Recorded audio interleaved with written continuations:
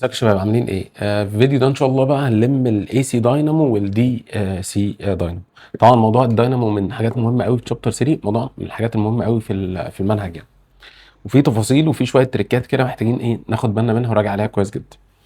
طبعا احنا انا الفايل ده بي دي اف ده زي ما انا بعمل هحط لك لينك في الكومنتس بتاعت الفيديو في البي دي اف بتاعت كل شابتر او كل فيديو احنا بنراجعه.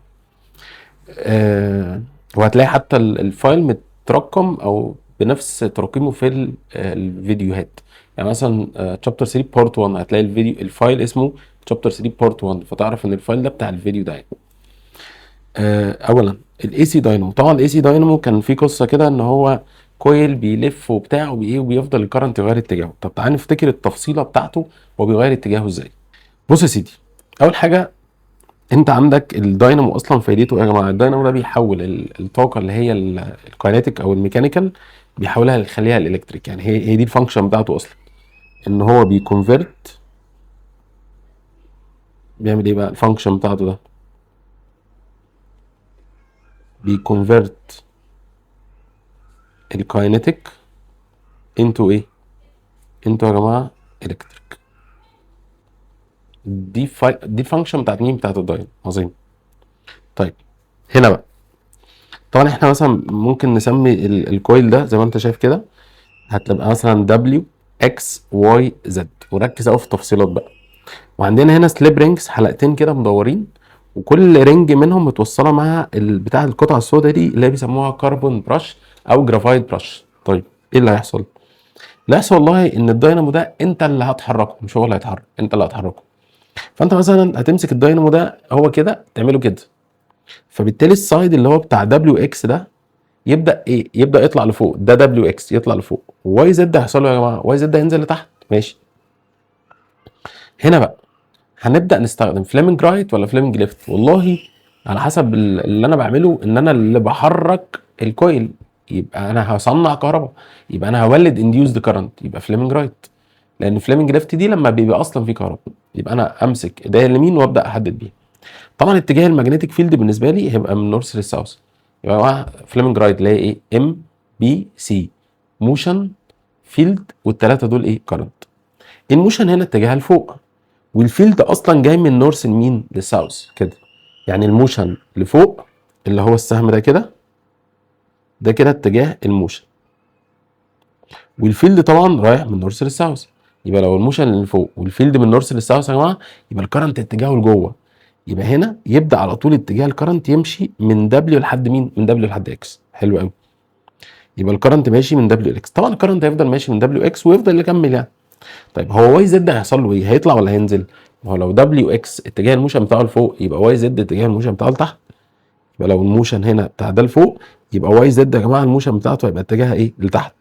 طيب بالعقل، لما كان الموشن لفوق اتجاه الكرنت كان لجوه، يبقى لو الموشن لتحت اتجاه الكرنت لبره. حلو. يبقى كده عندك واي زد يبدا ينزل لتحت، والكرنت بتاعته برضو ايه؟ اوت اوف ذا بيتش كده، ويبدا يمشي الكهرباء كده يا جماعه.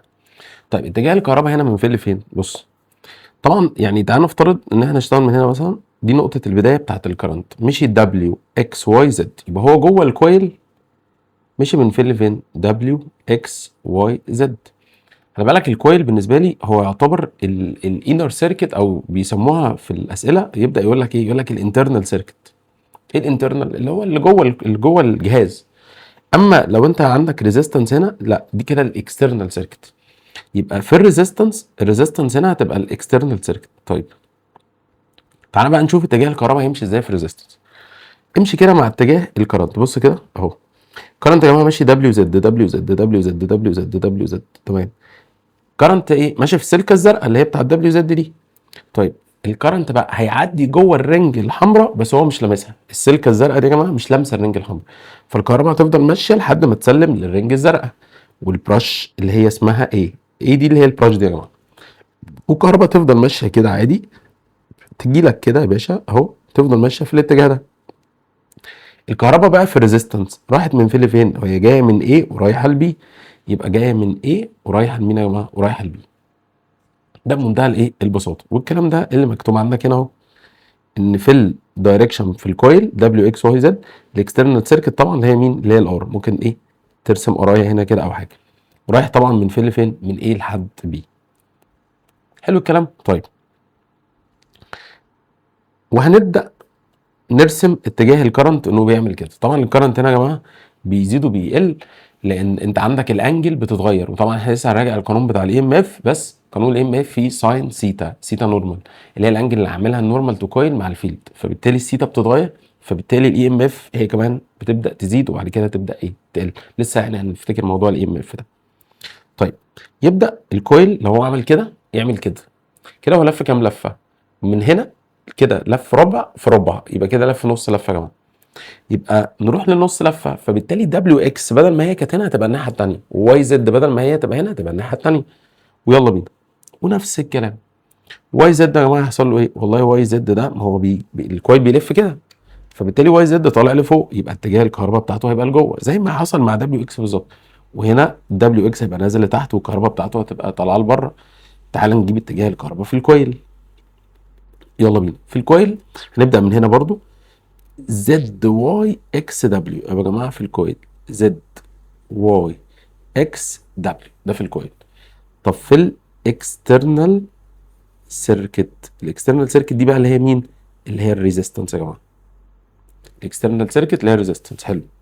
هيحصل ايه؟ فين الريزيستنس؟ ادي الريزيستنس يا معلم. امشي بقى مع اتجاه الكهرباء، هتلاقي اتجاه الكهرباء اكس دبليو اكس دبليو اكس دبليو. المره دي بقى الكهرباء يا جماعه سلمت الكهرباء للرنج الحمراء. خلي بالك هو ايه اللي حصل اصلا؟ التو رينجز بدلوا مكان بعض، او سوري ما بدلوش مكان بعض ولا حاجه، انا اسف. الرنج لفت حوالين نفسها. بص كده، بص على الرنج الحمراء اهي، ادي الرنج الحمراء. الرنج الحمراء كان السلك المتصل بيها جاي ناحيه اليمين. بص هنا الرنج الحمراء بقى السلك المتصل بيها ناحيه الشمال، اللي هو مين؟ اللي هو دبليو اكس، لان هنا المتصل بيها برضو دبليو اكس اهو. المتوصل بالرنج الحمراء هنا دبليو اكس، وهنا برضو دبليو اكس. الفكره بس ان دبليو اكس لف، بدل ما كان ناحيه اليمين بقى ناحيه ايه؟ الشمال. هنا نفس الكلام اهو، دبليو اكس كان متصل بيها هنا بقى دبليو اكس متصل بيها هنا. يبقى الكهرباء المره دي هتتسلم لمين؟ هتتسلم للبرش السوداء اللي هي عند بي، وتبدا الكهرباء يا جماعه تمشي كده. لما تيجي تبص بقى في الريزيستنس، الكهرباء المره دي جايه منين؟ جايه من بي رايحه لايه؟ جايه من بي رايحه لايه؟ هنا الكهرباء اتجاهها اتعكس. فين؟ في الاكسترنال سيركت، بعد ما كانت رايحه من ال بي بقت رايحه من بي لايه. خلي بالك هي اتجاهها اتعكس برضو. فين؟ في الكويل كان دبليو اكس واي زد، كان زد واي اكس دبليو. يبقى يا جماعه هنا الكهرباء اتجاهها اتغير في الكويل اللي هو يعتبر انترنال، والريزيستنس اللي هي تعتبر الاكسترنال. فده انت لازم تاخد بالك منه، ان الكرنت changes its direction. اولا changes its direction، هو اصلا بيغير كل اتجاهه كل قد ايه؟ كل هاف سايكل. دي اول حاجه لازم نبقى عارفينها. كل نص لفه، كل نص لفه يبدا يغير اتجاه. each half cycle. مش بس كده، بيغير اتجاهه في الانترنال وفي الاكسترنال سيركت. يعني في الكويل عشان ده المقصود بالانترنال، وفي الاكسترنال المقصود بيه ايه؟ ريزيستنس. هو بيغير اتجاهه في الاثنين. وطبعا الرسمه بتاعتنا طالما بيغير اتجاهه يبقى لازم الرسمه تنزل بقى في الحته الايه؟ كل خلاص ده قلناه، تنزل الرسمه يا جماعه في الحته النيجاتيف. بص كده تبقى في حته فوق وحته تحت. دي فكره الدينامو ببساطه، وهو غير اتجاهه جوه الكويل وكمان جوه الاكسترنال سيركت. يبقى الجرافايت براشز يا جماعه فكانت فايدتها ايه؟ الجرافايت براشز اللي هي دي اللي هي كان اسمها بي واي دي، هي اللي بتوصل الكهرباء للاكسترنال سيركت، هي اللي وصلت الكهرباء للريزيستنس اللي بره. يبقى باس ذا انديوسد كارنت فروم ذا كويل تو ذا اكسترنال سيركت. والكويل طبعا زي ما اتفقنا ان هو مين؟ ممكن يقول لك عليه في الاسئله الانترنال سيركت للاكسترنال. دي دور الكربون براشز ببساطه. بص يا سيدي، القوانين دي على فكره احنا راجعناها يا جماعه وشرحناها يعني لما كنا بنشرح الستريت واير. نفس الفكره، احنا عندنا حاجه اسمها انجولار فيلوسيتي اوميجا، قانونها 2 باي اف سيتا على تي راد بير سكند، شرحناها في الستريت واير. اللينير فيلوسيتي بقى اللي هي اختصارها في دي بتساوي اوميجا ار اللي هي متر بير سكند عادي. ايه المعلومه المهمه جدا جدا لازم تبقى عارفها؟ ان الدايمتر بيساوي الويتس بيساوي يا جماعه 2 ار. تاني، الدايمتر بيساوي الويتس بيساوي 2 ار. ايه الحكايه دي؟ اقول لك. الكويل دلوقتي بالنسبه لي وهو بيلف انا هبص عليه من فوق، وانا ببص على الكويل من فوق. يعني لو انا معايا كويل كده اهو وانا ببص عليه، ادي الكويل ده واخد شكل ريكتانجل تمام، بس انا هبص عليه من فوق وبيلف، هو بيعمل كده مثلا. طيب الكويل ده وهو طبعا ده اللينس بتاع الريكتانجل وده ايه؟ وده الويتس. فانا ببص عليه من فوق انا بتخيل كده ان هو بيعمل شكل دايره، هو بيلف بشكل دايره سيركل حوالين نفسه. فانا بالنسبه لي وانا باص من فوق انا شايف مين؟ شايف الويتس اللي هو ده. الويتس ده بالنسبه لي بعتبره هو دايمتر الدايره. يبقى الويتس ده كده بالنسبه لي هو دايمتر الدايره، ودايمتر الدايره يا جماعه اللي هو بيساوي 2 ار. يبقى الويتس هو الدايمتر هو ايكوال 2 ار، او الدايمتر يعني بيساوي الويتس بيساوي 2 ار. الحته دي مهمه جدا جدا جدا في المسائل، لان هو في مسائل مش هيديك فيها الراديوس بس هيديك الويتس. ما الويتس بيساوي 2 ار من هات الراديوس. طب انا محتاج الراديوس ليه؟ عشان اجيب الفي، عشان اعرف اجيب مثلا هو مديني الفي مثلا فاعرف اجيب الاوميجا، فاقدر اجيب مثلا الاي ام اف الماكسيمم او اي حاجه من الحاجات اللي هنحسبها كمان شويه. بس دي الفكره. خلي بالك بقى من الحته دي، احنا ايه قانون الاي ام اف اللي انت اصلا مش هتثبته في الامتحان، مش هتعمل له بروف؟ ان الاي ام اف بيقولوا عليها الانستنتينيوس او الانديوست هي ناب وسنه. بنقولها احنا كده حتى يا جماعه، ناب وسنه. السيتا دي سيتا ايه؟ سيتا نورمال. زي ما كنا بنعمل مع الفاي يا شباب، ان الفاي ايكوال بي اي كوساين سيتا نورمال. السيتا نورمال هي ما بين مين؟ يا اما ما بين النورمال تو كويل والفيلد، يا اما ما بين النورمال تو فيلد ومين؟ والكويل.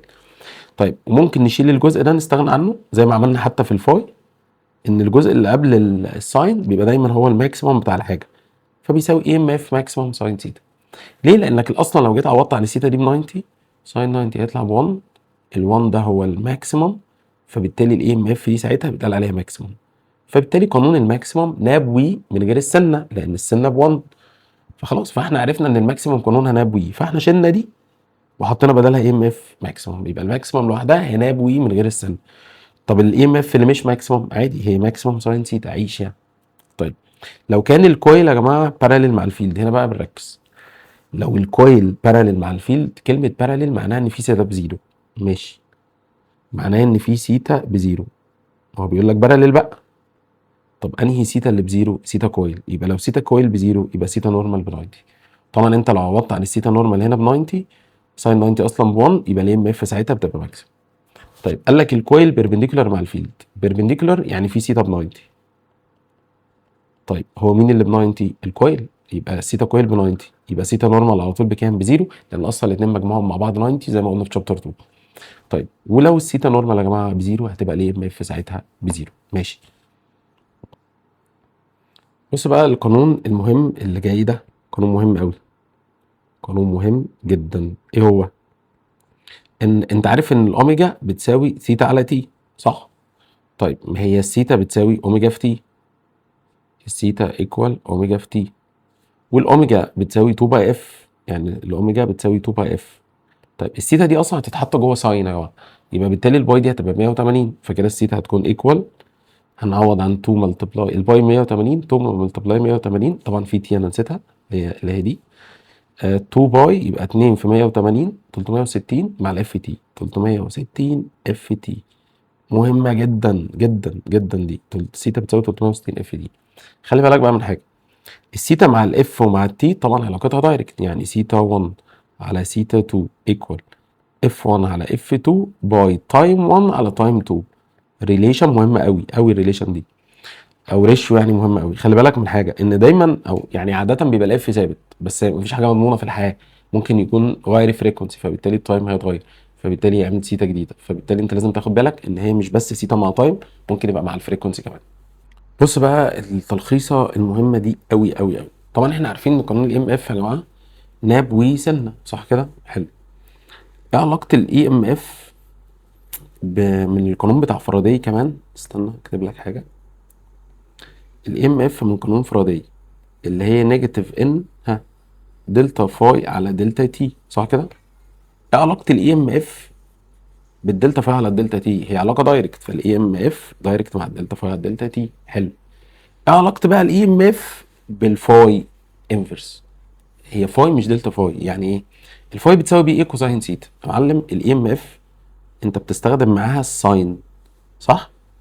اما الفاي بتستخدم معاها الكوزاين، فبالتالي الاثنين هيطلعوا عكس بعض. يعني انت لو حطيت هنا مثلا ساين 90، ساين 90 هنا هيطلع ب 1، ده ماكسيموم. طب لو حطيت هنا كوزاين 90 هيطلع زيرو.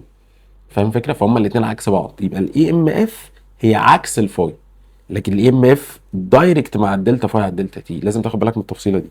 فبالتالي لو عندك جراف في الاي ام اف للدينامو ده، الاي ام اف لو بدأ من زيرو الفاي تبدأ من ماكسيموم طبيعي، لان انت لو بدأت من اي ام اف زيرو يبقى ده معناه ان السيتا هنا كانت بزيرو، ساين زيرو بزيرو يبقى الاي ام اف بزيرو حصل. طب لو حطينا كوزاين زيرو، كوزاين زيرو ب1 يعني ماكسيموم، فالفاي هنا تبدأ من الماكسيموم. خلي بالك من التفصيله دي. يبقى لو الاي ام اف عند اكس بزيرو، عند نفس اكس الفاي تبقى ماكسيمم. ليه بقى؟ لان الكويل ساعتها كان بيبقى بيربنديكولار مع الفيلد. بص كده هنا في الوقت ده يا جماعه، لو جينا رسمنا كده النورمال تو كويل هنا، طبعا هنا يا جماعه السيتا نورمال، يعني طبعا لو الكويل بيربنديكولار السيتا اللي ما بين النورمال والفيلد زيرو. حلو، فلو جيت انت تحط هنا زيرو هيطلع الفاي دي ماكسيمم. وحتى احنا كنا بنقول ايه؟ ان الفيلد كله، بص كل الفيلد اهو، كل الفيلد جاي خابط في الكويل، فيعتبر الفاي هنا ايه؟ ماكسيمم، لكن الاي ام اف تطلع زيرو. هنا العكس بقى، لو كان الكويل باراليل مع الفيلد، لو جينا رسمنا النورمال كده طبعا هنا النورمال مع الفيلد عامل انجل كام؟ 90. فلو جيت حطيت هنا كوزاين 90 الفاي اصلا تطلع بزيرو، ولو الفاي طلعت بزيرو الاي ام اف هتطلع ماكسيمم، لانك لما تحط هنا 90 الاي ام اف دي تطلع ماكسيمم. طيب، وكنا بنقول ان الفيلد جاي كده، بص يعني تقريبا ما فيش حاجه خابطه في الكويل، حاجه بسيطه جدا الخبطه في الكويل، عشان كده الفاي هنا بتبقى بزيرو. يبقى لو فاي بزيرو الاي ام اف تبقى ماكسيمم. خلي بالك من الملحوظه دي. عندنا هنا بقى يا شباب فكره الروتيشن، خلي بالك منها، فكره الروتيشن. طيب، ايه فكره الروتيشن؟ ببساطه ان انت لو عندك كويل بدا يعمل روتيشن، طيب قال لك الكويل ده بدا يعمل روتيشن من الزيرو بوزيشن. خلي بالك بقى، زيرو بوزيشن هي فيرست بوزيشن، هي فيرتيكال بوزيشن، هي بيربنديكولار بوزيشن، كلها نفس المعنى. يبقى الفيرست بوزيشن بالنسبه لي هي الزيرو بوزيشن. يعني ايه زيرو بوزيشن؟ يعني انا بدات منين؟ يعني انا الكويل يا جماعه كان بيربنديكولار، زيرو هي بيربنديكولار اهو، كان بيربنديكولار كده. طيب لو هي انا بص بفتكرها ازاي؟ ان لو هو زيرو بوزيشن كانت السيتا نورمال بزيرو، انا بفتكرها كده، زيرو بوزيشن السيتا نورمال بزيرو. لكن ماكسيموم بوزيشن بفتكرها ازاي بقى؟ ان السيتا نورمال تبقى ب 90. فاهم؟ ماكسيموم بوزيشن سيتا نورمال ب 90، لكن زيرو بوزيشن سيتا نورمال بزيرو اهي. بص دي المفتاح يعني كده، انا عن نفسي بفتكرها كده، سيتا زيرو بوزيشن يبقى سيتا نورمال بزيرو، ماكسيموم بوزيشن يبقى سيتا نورمال كانت بكام يا معلم؟ ب 90. بس ناخد بالنا ان زيرو هي فيرست، هي فيرتيكال، هي بيربنديكولار، وماكسيموم هي هوريزونتال، هي باراليل. طيب، هو لو كان بيربنديكولار الكويل، يعني بيربنديكولار كان الكويل بيربنديكولار، يبقى سيتا كويل ب 90، يبقى سيتا نورمال بزيرو زي ما اتفقنا. طيب، بما ان يا جماعه الكويل بيربنديكولار كده، طب ما الفلكس كله خابط فيه، يبقى الفاي هنا كانت ماكسيموم. اما الكويل لما يبقى باراليل، خلي بالك الكويل الاصفر هو الكويل في البوزيشن المبدئي، وبعد كده يبدا يلف يبقى اورنج بقى.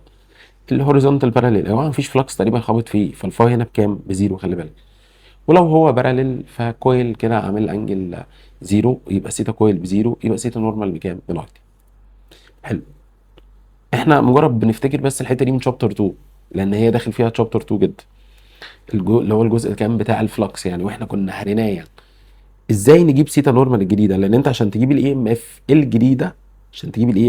الجديده، لازم تاخد سيتا نورمال الجديده.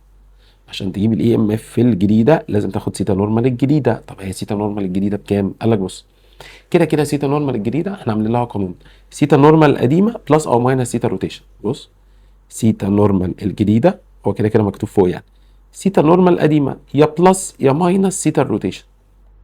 طيب ناخد بالنا من حاجه، ان سيتا الروتيشن دي ممكن تتحسب لوحدها عن طريق ايه؟ ان في 360 كده على جنب، لان دي اللي هي عدد اللفات. انت بقى لفيت ربع لفه، تمن لفه، سدس لفه، 1 على 12 لفه، لف اللفات اللي انت عايزها، دي اللي هي سيتا الايه؟ الروتيشن. خلي بالك من الحته دي. طيب، انا يمكن ما كتبتش هنا قانون سيتا الروتيشن والله مش عارف ليه، بس سيتا الروتيشن يعني اعتبر ان انت طالب جامد وعارفها، بس هي لوحدها بتبقى ان في 360. هنا نفس الكلام، سيتا الروتيشن دي لوحدها تبقى ان في 360، بس لاني طبعا هي عدد اللفات اللي انت لفيتها. ماشي، بلس بقى ولا ماينس؟ هنا بقى على حسب، هو السيتا دي هتتحط في ساين ولا في كوزاين؟ والله احنا الاي ام اف اللي هي اي ام اف ماكسيمم ساين سيتا، ساين سيتا نورمال الجديده، انا عايز سيتا نورمال الجديده عشان دي الاي ام اف الجديده. انت بقى السيتا دي هتحطها في ساين ولا كوزاين؟ في ساين، والساين دايركت مع السيتا، عكس الفاي هناك كان كوزاين، كان الكوزاين عكس السيتا. فكنا في الفاي يا جماعه بنعكس، لو الفلكس بيزيد بنعمل ماينس، لو الفلكس بيقل بنعمل بلس. هنا لا بقى، هنا ده ساين، ده ايه؟ ساين، فخلي بالك. فلو الفلكس بيقل نعمل ماينس عادي، ولو الفلكس بيزيد نعمل بلس. ما هو خلي بالك، هو دلوقتي الفلكس هنا ايه؟ الفلكس هنا ماكسيموم، يبقى لما ليه ماكسيمم؟ لان الفلكس كله خابط فيه اهو. يبقى الكويل ده لما يجي يلف كده كده الفلكس هيقل. طالما الفلكس هيقل باشا اعمل لي ماينس. طب هنا يا جماعه الفلكس هنا زيرو، فاي هنا بزيرو، مفيش حاجه خابطه فيه تقريبا، حاجه بسيطه. يبقى اكيد لما هيلف الفلكس هيزيد، لما الفلكس يزيد نعمل هنا بلس. وخلي بالك انا صحيح بتكلم على الفلكس، بس السيتا دي هتتحط فين؟ هتتحط في الساين، والساين دايركت مع السيتا، السيتا بتزيد الساين بيزيد، فبالتالي لما الفلكس يقل عادي نعمل ماينس، ولما الفلكس يزيد نعمل ايه يا جماعه؟ نعمل بلس. مشيها عادي يعني، لان انت هتحط السيتا دي جوه ساين مش كوساين. الحته دي مهمه قوي وهيبان طبعا تاثيرها في المسائل. طيب تعال نفتكر كده حاجه، اللي هي عدد المرات اللي الكرنت يا جماعه هيوصل فيها للماكسيمم وهيوصل فيها للزيرو. بس احنا هنقولها بطريقتين، مره بطريقه مره انه يبدا من الزيرو بوزيشن، وعلى فكره دي اللي كانت موجوده في كتاب الشرح، مره من الماكسيمم بوزيشن، ودي جديده بقى احنا اول مره نقولها النهارده. طيب نمسك واحده واحده. بص يا سيدي، دلوقتي احنا عندنا هنا مثلا الكرنت ده، او هيبدا الكرنت يبدا منين؟ ده الاي مثلا اهو، هنا اهو الاي هنا بدا من الزيرو. لو الاي بدا من الزيرو يعني الاي ام اف بدا من الزيرو، بدا من الزيرو اهي، يبقى ده معناه ان الكويل كان كده ولا كده؟ كان بيربنديكولار. الكويل بيربنديكولار فسيتا كويل ب 90 فسيتا نورمال بزيرو، فالاي ام اف بزيرو، فبالتالي هو هيبدا من ايه؟ من وضع الايه؟ الباراليل، او سوري وضع البيربنديكولار. وبعد كده ناخدها بقى لو هو مش من وضع البيربنديكولار، ناخدها بقى لو هو بدا من وضع الباراليل، بس احنا دلوقتي هنشرحها على وضع البيربنديكولار. فلما تيجي تبص كده هنا هتلاقي ان هو مثلا عندك كام ويف؟ انت هنا عندك 3 ويف، ادي ويف ادي 2 ادي 3، حلو قوي، هم 3 ويفز. طيب هو وصل كام مره للماكسيمم؟ لما تيجي تعد هتلاقيها 6، 1 2 3 4 5 6، وصل 6 مرات للماكسيمم، 3 في البوزيتيف و3 في النيجاتيف. طب ما عدد الويفز اصلا 3 وهو وصل للماكسيمم 6 مرات، يبقى كده عدد الماكسيمم اللي بيوصل له هو يعتبر دبل عدد الويفز، اللي هي يعني 2 في 3 فكانت ب 6. عدد المرات اللي بيوصل لها للماكسيمم هي نضرب 2 في عدد الويفز. طيب بص بقى، لو جينا خدنا نفس القانون ده هو تعال نضرب هنا في تي ونعمل اوفر تي، يعني نعمل اوفر تي باي تي اوفر تي، اكننا ما عملناش حاجه يعني. طيب ما هو الجزء ده لوحده كده ايه؟ الجزء ده لوحده فريكونسي، يبقى يا جماعه 2 اف ومعانا تي، ده عدد مرات الماكسيمم. يبقى يا باشا عدد مرات الماكسيمم 2 اف تي. التي دي بقى بكام؟ على حسب بقى يا جماعه، هو عايزها ثانيه ثانيتين ايا كان، بس المهم ان عدد مرات الماكسيمم 2 اف تي اهو. العدد المرات اللي هو هيوصل فيها للماكسيمم، خلينا نقول دي كده ان ماكسيمم، ان ماكسيمم يا جماعه هي 2 اف تي. حلو الكلام. طيب هتلاقي هنا برضو عدد مرات الماكسيمم ايه؟ 2 اف تي. وتعال نشوف نكمل. يا ترى بقى هيوصل للزيرو كام مره؟ باشا لما تيجي تبص كده، الزيرو يا جماعه ادي 1 2 3 4 5 6 7، يبقى هو كده وصل للزيرو كام مره يا جماعه؟ وصل للزيرو 7 مرات. طب هو اصلا كان وصل للماكسيمم كام مره؟ 6. يعني القانون بتاع 2 اف تي ده، القانون بتاع 2 اف تي كان مطلع الماكسيمم 6، يبقى الزيرو كانوا 7، يبقى كده عدد مرات الماكسيمم، يعني خلينا نروح ده فوق شويه، عدد مرات الزيرو بقى كده، عدد مرات الزيرو هي 2 اف تي برضو وزود عليها 1، لان كده كده 2 اف تي كانت مطلع ايه؟ مطلعت لنا 6، يبقى دي عشان تطلع 7 هنزود بس واحد هنا، هنزود هنا واحد ودي 6، فيطلع ده كام؟ يطلع ده 7. طيب تعال نشوف بقى كذا حاله هنا. لما يبدا مره من الزيرو ويبدا مره من الماكسيمم، اللي احنا شرحناه ده يا جماعه كان على الزيرو. طب لما يبدا من الماكسيمم، او تعال نشوف لما يبدا من الماكسيمم يعني يبدا من وضع الباراليل، اما هنا هيبدا من وضع الايه؟ الزيرو. يلا بينا. بص يا سيدي، هنا يا جماعه خلاص احنا قلنا نوصل، خلي بالك احنا الشرح اللي شرحناه ده، الشرح اللي شرحناه ده لما كان بدا from perpendicular position، خلي بالك اللي هو ده يعني، ومنها نعرف بقى الماكسيمم. يلا بينا. لما يجي لك رسمه زي دي، هم 3 ويفز برضه، قلنا بيوصل للماكسيمم كام مره؟ لما يبدا من البربنديكولار بوزيشن 2 اف تي. طب لما يبدا من البربنديكولار بوزيشن هيوصل للزيرو كام مره؟ 2 اف تي بلس 1 اهي يا جماعه. حلو. طيب اللي هي دي بيعكس اتجاهه بقى كام مره؟ بص بقى الحته دي مهمه قوي، وكان عليها الفكره حتى اسئله في الواجب، انه بيعكس اتجاهه كام مره؟ 2 اف تي ماينس 1. تقول لي ازاي؟ اقول لك، هو بيعكس اتجاهه كل قد ايه؟ كل نص لفه. بص تعال نشوفها كده بالتفصيل. انت دلوقتي هنا عملت نص لفه، حلو. كل ما تعكس او كل ما تيجي تعمل نص لفه جديده تعكس اتجاهك، كل ما تيجي تعمل نص لفه جديده تعكس اتجاهك. يبقى خلي بالك انا معايا كام ويف؟ 3. انا هقف لحد هنا، انا اخري هنا، خلي بالك. يعني انا اخري هنا، ما تكملش بقى بعدها، ما تقولش بعدها هيحصل ايه. ليه؟ انا هفترض انه ده نهايته خلاص. فهو هنا عمل نص لفه، لما جه يعمل نص لفه الجديده انا معاكس اتجاهه. طيب خلص النص لفه بتاعته، لما جه يعمل النص لفه الجديده غير اتجاهه. خلص النص لفه بتاعته، لما جه يعمل نص جديد غير اتجاهه. ادي كده خلي بالك هو كده غير اتجاهه كام مره؟ 3 مرات اهو لحد دلوقتي. يلا بينا. خلص النص لفه اللي تحت، لما جه يعمل نص لفه فوق قام غير اتجاهه. وهنا عمل نص لفه، ولما جه يعمل نص لفه جديده قام غير اتجاهه. هتيجي تقول لي هنا بقى لا، ما خلاص هو ما خلاص انا الرسمه خلصت، يبقى هو هنا خلص النص لفه بتاعته وكان مغير اتجاهه في بدايتها. يبقى يا جماعه هما كده عمل كام غير اتجاهه كام مره؟ 5 مرات. يبقى 2 اف تي ماينس 1. ليه؟ لان هو اصلا لما وصل للماكسيمم لو فاكر كانوا 6 صح؟ هنا كانوا 7 عشان كده مزودين 1 اللي هو عدد مرات الزيرو. طب هنا كانوا كام؟ كانوا 5. طب ما هي 2 اف تي بتطلع 6 نقص منها 1 يديك 5. يبقى انت يا باشا عايز تجيب عدد مرات اللي عكس فيها اتجاهه يبقى 5. طيب بتاعه البربنديكولر ما فيهاش مشكله. بتاعه الباراليل بقى هي بس اللي محتاجه ايه؟ تركيز شويه.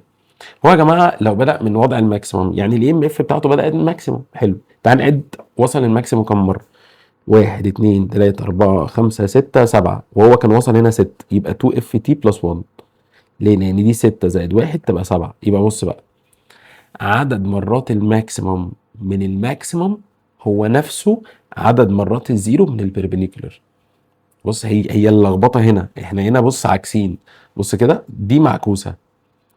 عدد مرات الماكسيموم هنا لما تيجي تشوفه هيطلع هنا هو نفسه عدد الزيرو. بص يا باشا، عدد مرات الزيرو ما خلاص بادئ من الماكسيموم. يلا كم مره زيرو يا معلم؟ يلا بينا. زيرو طبعا هو ما بداش من زيرو، هو بدا من الماكسيموم. يبقى دي اول زيرو، تاني زيرو، 3 4 5 6، 6 مرات زيرو. 6 مرات زيرو اللي هي دي. يبقى بس هي سهله جدا. هنا ازاي؟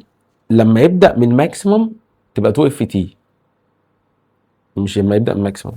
يبقى لما يجي يطلب منك عدد مرات الماكسيموم، عدد مرات الماكسيموم من البربنديكولر هي عدد مرات الزيرو من الباراليل. طب لما يطلب عدد مرات الزيرو من البربنديكولر تبقى هي نفسها عدد مرات الماكسيموم من الباراليل. بس يبقى الموضوع سهل. يبقى تعالى نفكرها تاني. بدأ من البربنديكولر، عدد مرات الماكسيموم 2 اف تي. طب عدد مرات الزيرو 2 اف تي بلس 1. طيب تعالى بقى بدأ من الباراليل، عدد مرات الماكسيموم هي كانت الزيرو هناك اللي هي 2 اف تي بلس 1.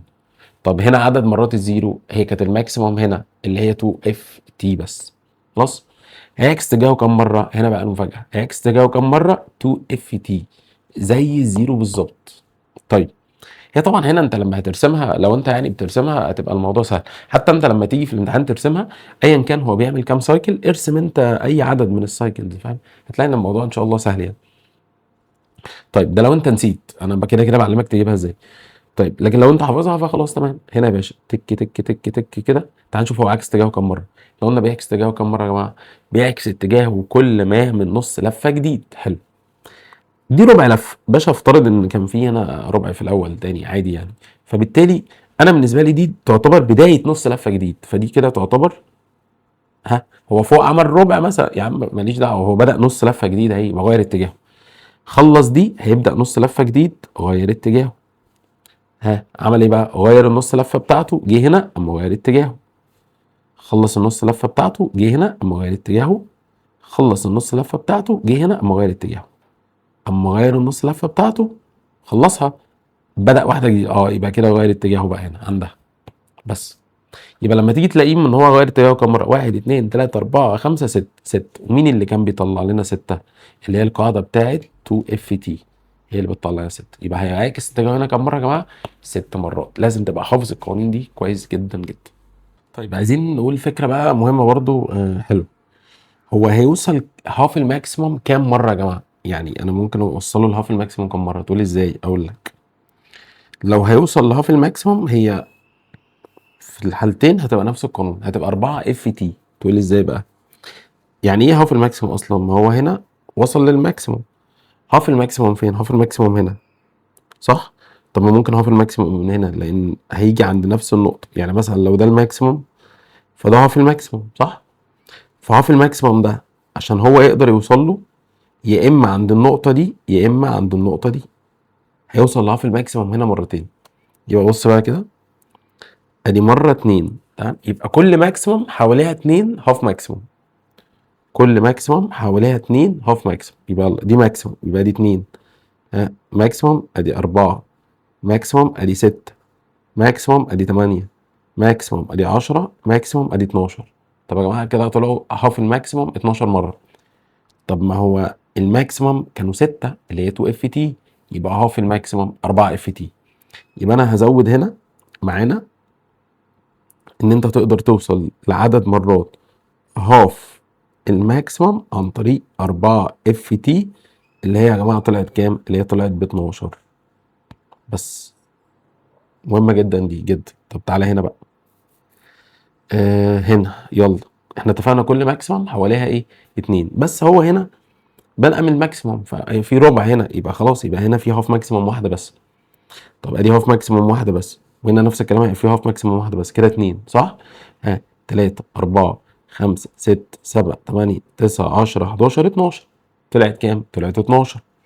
طب ما هي ال 12 هنا كانت طلعها عن طريق 4 اف تي، يبقى دي برضو عدد مرات هاف الماكسيموم هي كام يا جماعه؟ هي 4 اف تي. مهمه قوي دي وحلوه بصراحه، جميل ماشي. بص يا سيدي، هنا بقى بيقول لي ايه؟ لو انا عايز اوصل لفاليو معينه، مثلا اي ام اف معينه، مثلا اول مره في البوزيتيف، طب تاني مره في البوزيتيف، طب اول مره في النيجاتيف، طب تاني مره في النيجاتيف. يعني ايه؟ يعني دلوقتي مثلا عندي رسمه زي دي، حلو، دي الثيتا اللي هي ايه بتاعه الروتيشن هنا، ودي الاي ام اف. واحده واحده بقى. هو مثلا بدأ من البربنديكولار بوزيشن هنا، وهنا كان بدأ منين؟ من وضع الباراليل. ماشي، يبقى هنا يا جماعه بدأ من البربنديكولار، هنا كان بدأ من وضع مين؟ وضع الباراليل يا باشا. طيب يبقى هنا يا جماعه سيتا نورمال هنا القديمه بكام؟ ما هو لما الكويل يبقى بربنديكولار تبقى سيتا كويل ب 90، يبقى سيتا نورمال بزيرو. فالسيتا نورمال هنا ملهاش اي تأثير خلاص، لانها مش عارف انا كتبتها تاني ليه، لانها اصلا بزيرو خلاص الاولانيه. طيب هنا بقى السيتا نورمال الجديده او القديمه سوري، بدأ من وضع الباراليل كويل، كويل باراليل، يبقى سيتا كويل بزيرو، يبقى سيتا نورمال القديمه بكام يا معلم؟ ب 90 ديجري. عشان كده هناخدها معانا في الاعتبار. طيب هنا بقى قال لك هنا ايه؟ انا مثلا هوصل اول مره عند الاي ام اف دي، اي ام اف معين بانجل كام يا معلم؟ بانجل سيتا. كده كده السيتا اللي هيلفها هتبقى هي السيتا نورمال الجديده. ليه؟ لان السيتا نورمال القديمه بكام؟ بزيرو. فاكر احنا ازاي بنجيب سيتا نورمال الجديده؟ سيتا نورمال الجديده هي عباره عن سيتا نورمال القديمه بلس او ماينس سيتا الروتيشن، سيتا ار دي اللي هي سيتا الروتيشن. طيب امتى بنعمل بلس؟ لو الفلكس بدأ يحصل له ايه؟ بيزيد. ليه بيزيد؟ علشان هو اصلا الكويل يا جماعه بيبقى باراليل، فالفلكس بزيرو، اول ما يلف الفلكس يبدا يزيد، اعمل بلس. ماينس يا جماعه لما يكون الفلكس بايه؟ بيقل. طب حلو جدا. خلي بالك دي انهي سيتا اللي هتحسب الاي ام اف؟ دي السيتا اللي هنستخدمها في قانون الاي ام اف اصلا. السيتا بتاعت مين؟ بتاعت الاي ام اف، مش بتاعت الفاي. بتاعت الفاي اصلا بنعكس، البلس بيقل الماينس بيزيد. لكن هنا في السيتا بتاعت الاي ام اف عادي بنمشيها عادي، لان السيتا دايركت مع الساين. طيب هنا بقى كده كده سيتا النورمال القديمه بكام يا معلم؟ بزيرو، فدي باي باي. يبقى سيتا الروتيشن هي هتبقى عباره عن سيتا النورمال الجديده اللي هي موجوده في الرسم. طيب تعالى نمسك الحالتين. مثلا يا جماعه هو وصل هنا، انا هفترض معاك ارقام يعني، وصل هنا مثلا عند اي ام اف معينه. تعال نفترض ان دي، يعني حتى ساعه ما قلت لك في كتاب الشرح قلت لك مثلا دي بوزيتيف 22 فولت. حلو، ونفترض ان هو عملها عند انجل كام يا جماعه؟ 30 ديجري. يعني نفترض ان سيتا دي ب 30 ديجري. حلو قوي. طيب هنا بقى ده السيرت دي كده نص الماكسيموم صح؟ ليه؟ لان هو خلي بالك الاي ام اف عند الماكسيموم لما تبقى سيتا 45، السيتا سوري ب 90، 45 دي الافكتيف. السيتا بتبقى ماكسيموم او الاي ام اف بتبقى ماكسيموم لما السيتا تبقى ايه؟ ب 90. طب هاف الماكسيموم لما تبقى السيتا ب 30. بص انا عايز الخصها لك هنا برضو التلخيصه دي، تلخيصه مهم، تلخيصه مهم. ايه هي؟ ان لو السيتا نورمال ب 90 باشا الاي ام اف بتساوي اي ام اف ماكسيموم ساين سيتا، السيتا دي اللي هي 90، ساين 90 ب1 طبعا، فال1 خلاص ملوش لازمه، يبقى الاي ام اف هنا ماكسيموم.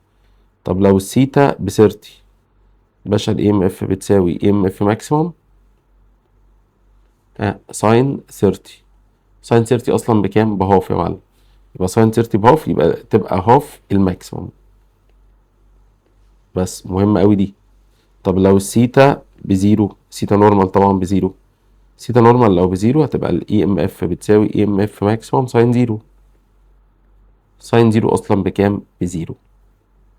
بس خلاص. فهنا السيرت دي هي نص الماكسيموم يعني، ماشي، ده بالمره يعني.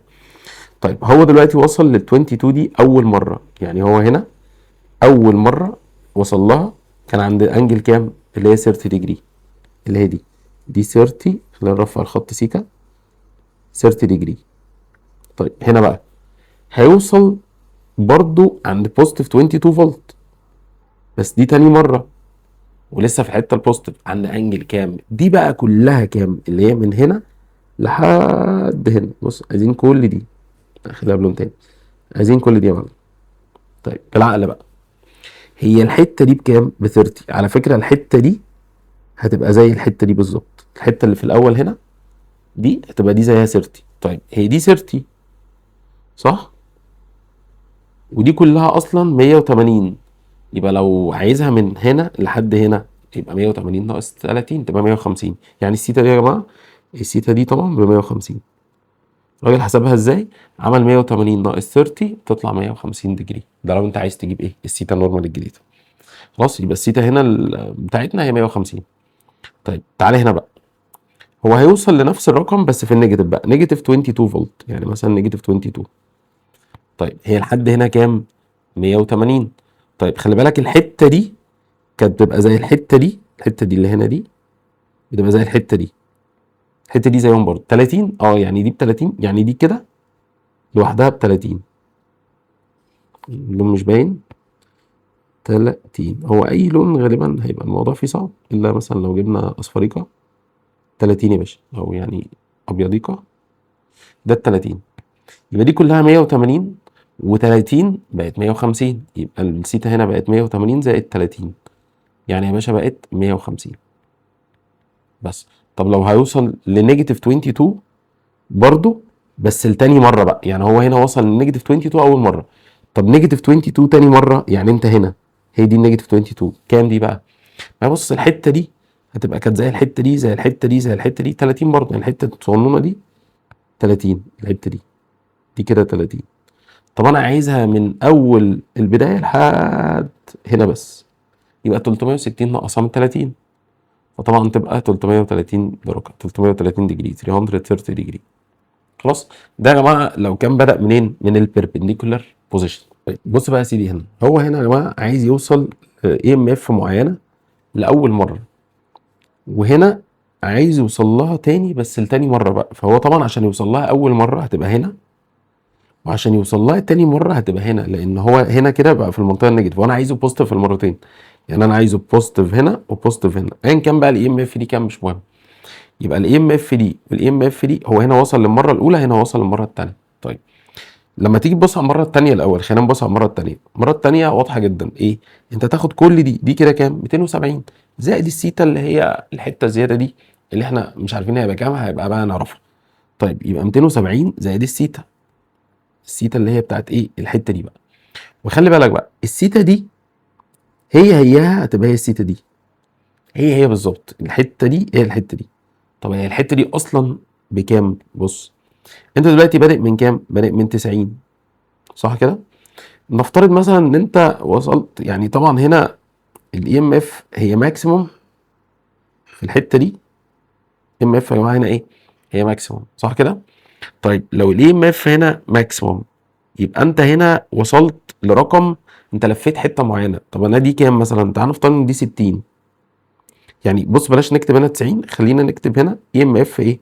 ماكسيموم، عشان بس انت ما تلخبطش، لان ال 90 طبعا الديجري هنا مكتوبه هنا. فلو دي ام اف ماكسيموم هنا يا باشا، وهو وصل هنا 90، تعال نفترض ان دي 60 مثلا يعني. طيب هو كده وصل لفه قد ايه؟ يعني السيتا اللي هو لفها من هنا لهنا هي دي كام الحته دي؟ بص كده، دي كده يا جماعه، هو دلوقتي في انهي بوزيشن في المكان ده؟ ما انت هتعمل ال 90 كلها، ما دي كلها 90 صح؟ هتنقص منها الحته دي اللي هي 60، يبقى 90 ماينس ال 60، يبقى دي هتبقى برضه هي نفسها ال 60، يبقى تعمل 270 زائد ال 60 على حسب بقى. طب لو دي كانت 30، هو بس من الرسمه يبدو منطقيا يعني شويه ان دي مش 30 لان هي قريبه من 90 شويه، فعشان كده مخليها 60 مش 30. يبقى انت هنا يا باشا عايز تعرف دي كلها 90 نقص منها دي، تعرف البوزيشن الجديد بتاعه هو موجود فين. خلاص يبقى 90 ماينس سيتا. طب هنا هتاخد ال 270 تزود عليها بقى ايه؟ السيتا الجديده دي. طيب تعالى هنا، هنا انت عايز توصل اول مره في النيجاتيف هنا. طب هتعمل ايه؟ ما هي ال 90 زائد السيتا دي بقى، ايا كانت بقى السيتا دي 90 60 ايا كان، يبدو من منظرها هنا انها 30 مثلا عشان قريبه شويه في الاول، لان ال 90 هنا ال 60 هتبقى هنا شويه، فيعني يبدو دي ان دي 30 المره دي، فتبقى 90 زائد السيتا اللي هي ب 30 حسب بقى الانجل يعني، مش مهم هي ايه، المهم ان انت هتاخد ال 90 زائد دي. طب هنا انت عايز توصل لنفس الرقم ده تاني مره، هنا كده توصل له تاني مره، لان خلي بالك الرقم ده هو نفس الرقم ده، بس هنا اول مره هنا تاني مره يا جماعه. يبقى هتعمل ايه؟ ما دي كلها 270 نقص منها الحته دي اللي هي السيتا دي بقى اللي انت هتبقى عارفها من السؤال نفسه. بس هي دي الفكره ببساطه، وطبعا هنشوف في المسائل هنطبق ده ازاي. طيب بص يا سيدي، تعالى بقى نفتكر موضوع الافكتيف. دلوقتي احنا جبنا هنا يا جماعه alternating current AC زي ما انت شايف كده بكام فولت، يعني افترضنا ان الماكسيموم بتاعه 1 فولت، ده مجرد افتراض ماشي. وقمنا عاملين ايه؟ قافلين السويتش، فبدات اللمبه دي تسخن، فبدات التمبريتشر تزيد. حلو. قال لك ايه بقى هناك؟ هنقفل البطاريه. طيب لما تيجي تقفل او هنركب بطاريه ونقفل السويتش مع البطاريه دي الفي بي بتاعتها بكام؟ 1 فولت ماشي. هنا بقى هيبدا درجه الحراره برضو تزيد، بس جت ولدت حراره اكبر من اللي ولدته الماكسيموم بتاع الدينامو. فاحنا هنا شركه الكهرباء كانت محتاره بقى، هل هي تحسبنا يعني، طبعا فكره الافكتيف ظهرت ليه؟ هي شركه الكهرباء تحسبنا على الماكسيموم ولا على نص الماكسيموم ولا على الافريج ولا تحسبنا على ايه بالظبط؟ فهم يا جماعه هيحاسبونا على ايه؟ هيحاسبونا على حاجه اسمها الافكتيف. طيب ايه موضوع الافكتيف ده؟ ان انت عايزين نوصل لطريقه حسابات عادله شويه. ايه هي؟ قال لك انت في البيت عندك اي سي ماشي، واضح ان الاي سي بيولد كهرباء حراره اقل من اللي ولدها الدي سي، فده كده في شويه نوعا ما ظلم لشركه الكهرباء، صح؟ ان انت اي سي وبتاع، فهو شركه الكهرباء مش فكره ظلم، فكره ان احنا عايزين نوصل لحل عادل يعني. ان انت الراجل بتاع شركه الكهرباء عمل ايه؟ جه قال لك انا هحاسبك على اكنك عندك دي سي، فانت طبعا اعترضت، ازاي شركه كهرباء هتحاسبني وانا عندي دي سي؟ انا اصلا ما عنديش في البيت دي سي، انا عندي اي سي، فاكيد انت هتعترض، انا ليه ادفع اكتر من اللي المفروض ادفعه؟ فجت شركه الكهرباء اقترحت حاجه، قالت لك انا هحاسبك على الفاليو بتاعت الدي سي اللي بتدينا نفس الهيت بتاعت الاي سي. تقول لي ازاي دي؟ هيعملوها ازاي؟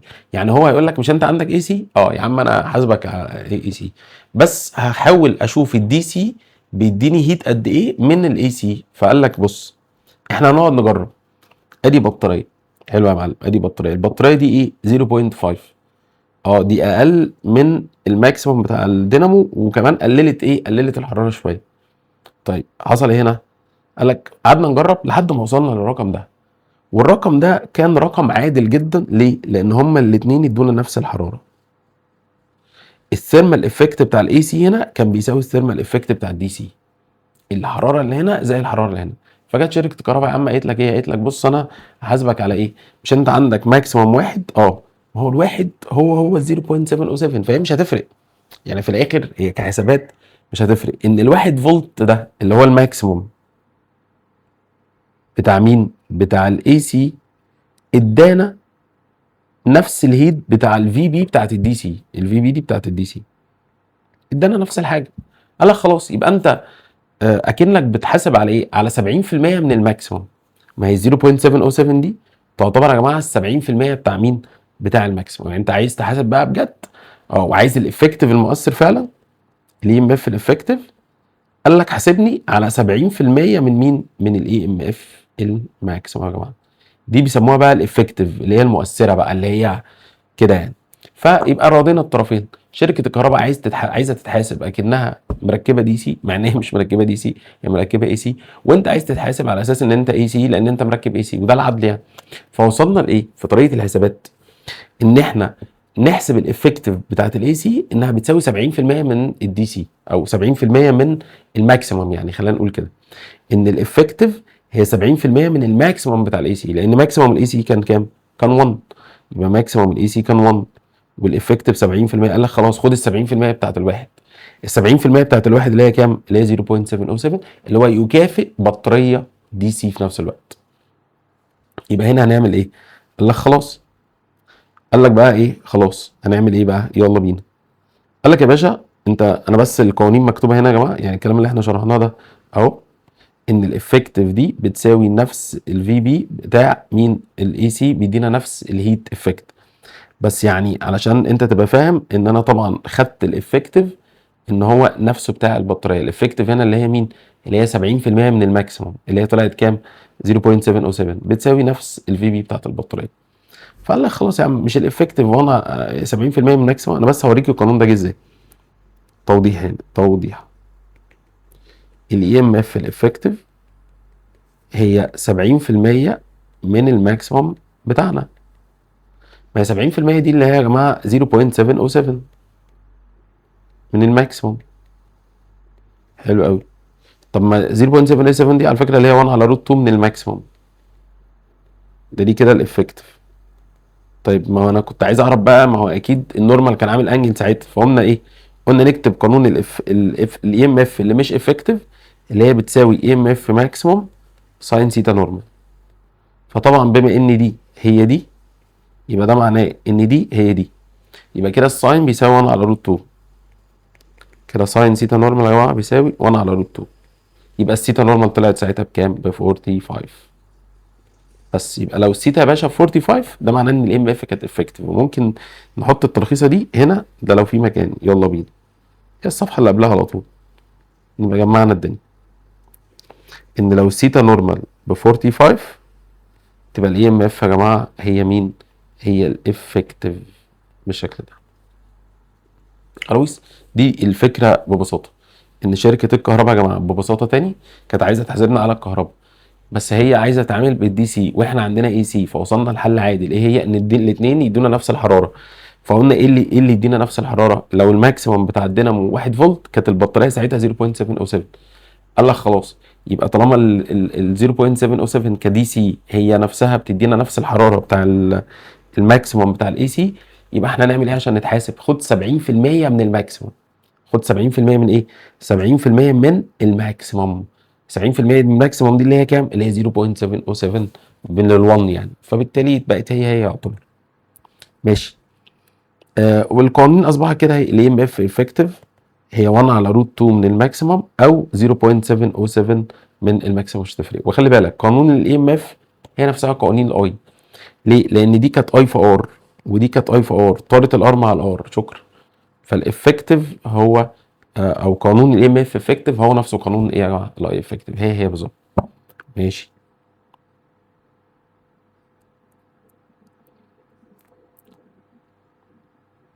طيب تعالى بقى نشوف الافريج. قصه الافريج، الافريج بقى هي قصه مهمه جدا. جنرال لو فور يا جماعه افريج اي ام اف. احنا الاول هنشرح الجنرال لو بتاع الافريج، وبعد كده نشوف اللي هي السبيشال كيسز المشهوره. بس ناخد الجنرال لو الاول، اللي هو بيحل اي حاله سواء مشهوره او مش مشهوره، وبعد كده نشوف الايه الحالات المشهوره يعني اللي الطلبه بتبقى عايزاها ان هي تحل بيها بسرعه. يلا بينا.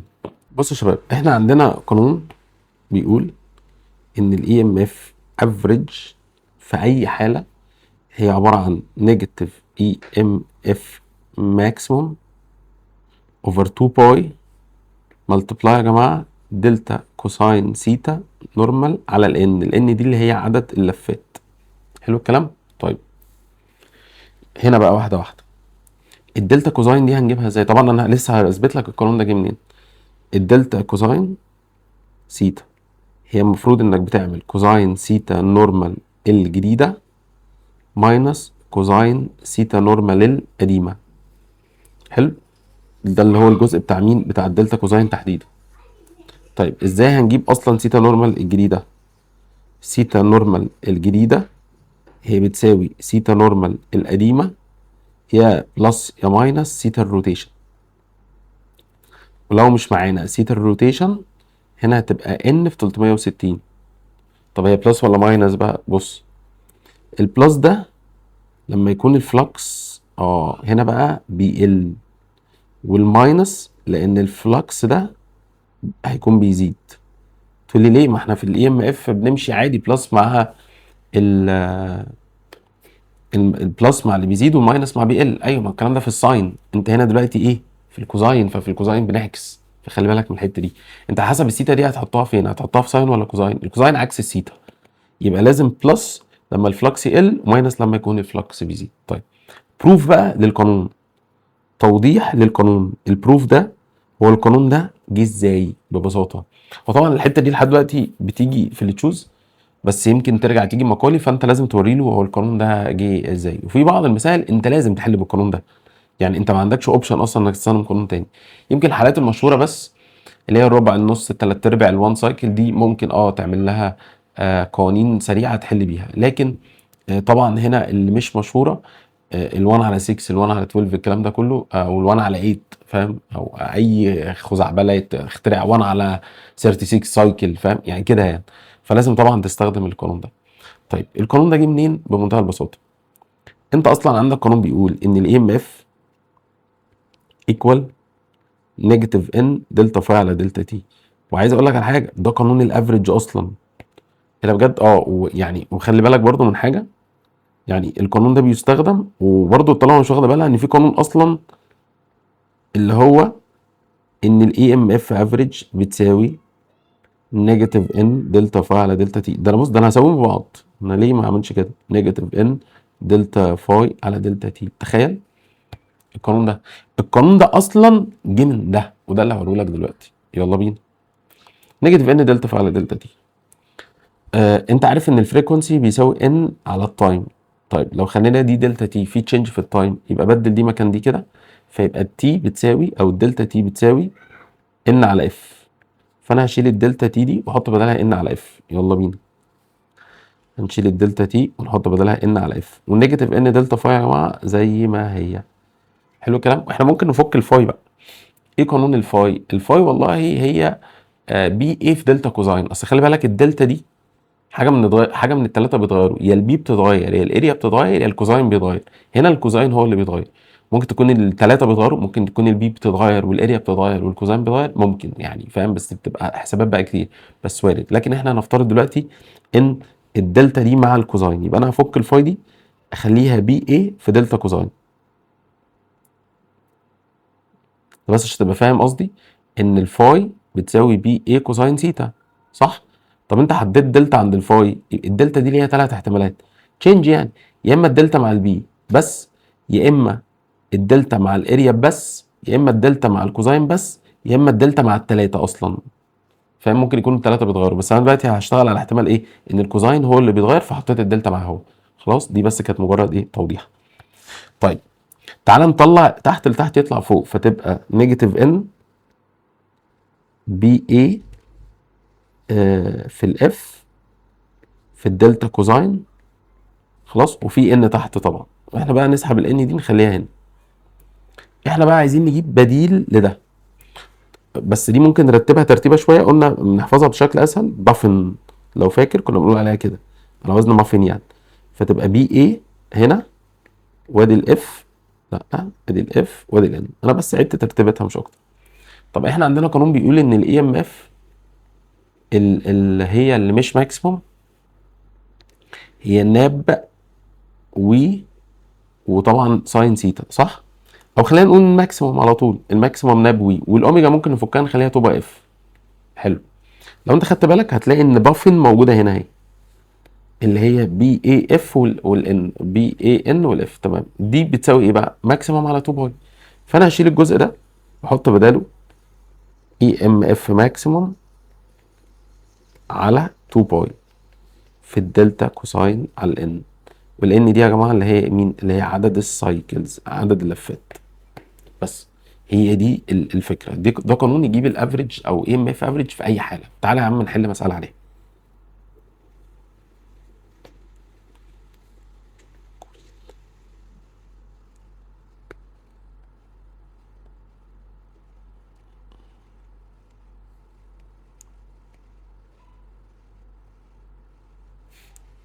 بص يا سيدي، الراجل هنا بيقول لي ايه؟ انا الماكسيمم اي ام اف ب 200 فولت، يبقى دي ام اف ماكسيمم يا جماعه. حلو. The average induced EMF within 1 على 10 cycle من المومنت in which the plane of the coil can parallel. طيب هو الراجل عايز يلف 1 على 10 cycle، دي كده ال N، دي كده ال N اللي هي عدد السايكلز، سايكلز، وبيقول لي انا عايز اجيب الافريج. ماشي، يبقى هو الراجل طلب مني يا جماعه ان انا احسب اي ام اف ايه الافريج. حلو. الراجل هنا بقى بيقول لي ان الكويل كان باراليل مع الفلكس. طب يا جماعه هو لو الكويل باراليل مع الفلكس يبقى سيتا كويل بكام؟ طالما باراليل قلنا يبقى في سيتا بزيرو. انهي سيتا؟ السيتا كويل بزيرو، يبقى عشان هو قال كويل يبقى سيتا نورمال ب 90. يبقى لو سيتا كويل بزيرو يبقى سيتا نورمال بكام يا جماعه؟ ب 90. دي سيتا نورمال القديمه وفكك منها بقى. طيب هو لما كان الكويل يا شباب باراليل، الكويل لو هو باراليل كده، بص احنا مش هنفكنا منها قوي، هقول لك ليه، او فكك منها يعني عادي. انا قصدي على السيتا كويل. لو الكويل كان باراليل مع الفلكس كده، كده الفلكس ده بكام؟ الفلكس هنا بزيرو، يعني تقريبا مفيش حاجه خابطه فيه. يبقى لما الكويل يعمل روتيت اكيد الفلكس هيزيد. يبقى طالما هيعمل روتيت، يبقى الروتيت ده هيخلي الفلكس يرجع ايه؟ يزيد. ولما الفلكس يزيد في قانون الكوساين بنعمل ايه؟ بنعمل ماينس. كل ده بقى بفكر فيه ليه؟ عشان انا محتاج اجيب سيتا نورمال الجديده. هي عباره عن سيتا نورمال القديمه يا بلس يا ماينس سيتا الروتيشن. حلو الكلام. احنا هنا هنعمل ايه؟ ماينس. اللي هي يا معلم هنعمل ماينس عشان الفلكس بيزيد. طب انت عرفت منين الفلكس بيزيد؟ ما احنا قلنا الكويل كان باراليل مع الفلكس، يبقى الفلكس هنا بزيرو. يبقى ايا كان الكويل ده هيلف، ايا كان هيلف ازاي، كده او كده، كلوك او انتي كلوك، الفلكس اكيد هيزيد. فنعمل ماينس. ليه؟ علشان القانون بتاعنا اللي هنستخدمه في الافريج فيه كوزاين، والكوزاين عكس السيتا، فلازم نعكس، بيزيد يبقى نعمل ماينس. طيب سيتا الروتيشن اصلا هي بكام؟ ما سيتا نورمال القديمه ب 90. سيتا الروتيشن هتضرب ان في 360. طب هي الان بكام يا معلم؟ قال لك 1 على 10، يبقى 1 على 10 في 360. تعالى بقى نحسب الانجل دي. يبقى 1 over 10 نضربها في 360، واللي بيطلع نقصه من 90 تطلع 54. رقم غريب كده وعجيب، 54. بس يا باشا دي سيتا نورمال مين يا جماعه؟ الجديده. ممكن نكتبها هنا، دي سيتا نورمال الجديده طلع 54. سيتا نورمال الجديده. ماشي. قانون الافريج العظيم كده فيه كل حاجه موجوده فيه. قانون الافريج اصلا بيقول ايه؟ بيقول لك نيجاتيف اي ام اف ماكسيمم على 2 باي في الدلتا كوساين على ان. يلا ان دي اللي هي عدد مين؟ السايكلز. اصلا الماكسيمم بكام فاكر؟ ب 200، يبقى نيجاتيف 200 على 2 باي. الباي ما قالهاش تبقى 22 على 7 ملتبلاي كوزاين سيتا او دلتا كوزاين. هتعمل كوزاين سيتا نورمال الجديده اللي هي 54 ماينس كوزاين سيتا نورمال القديمه اللي هي 90 على 1 على 10. يلا وتعالى نحسب الحسبه الكبيره العميقه دي.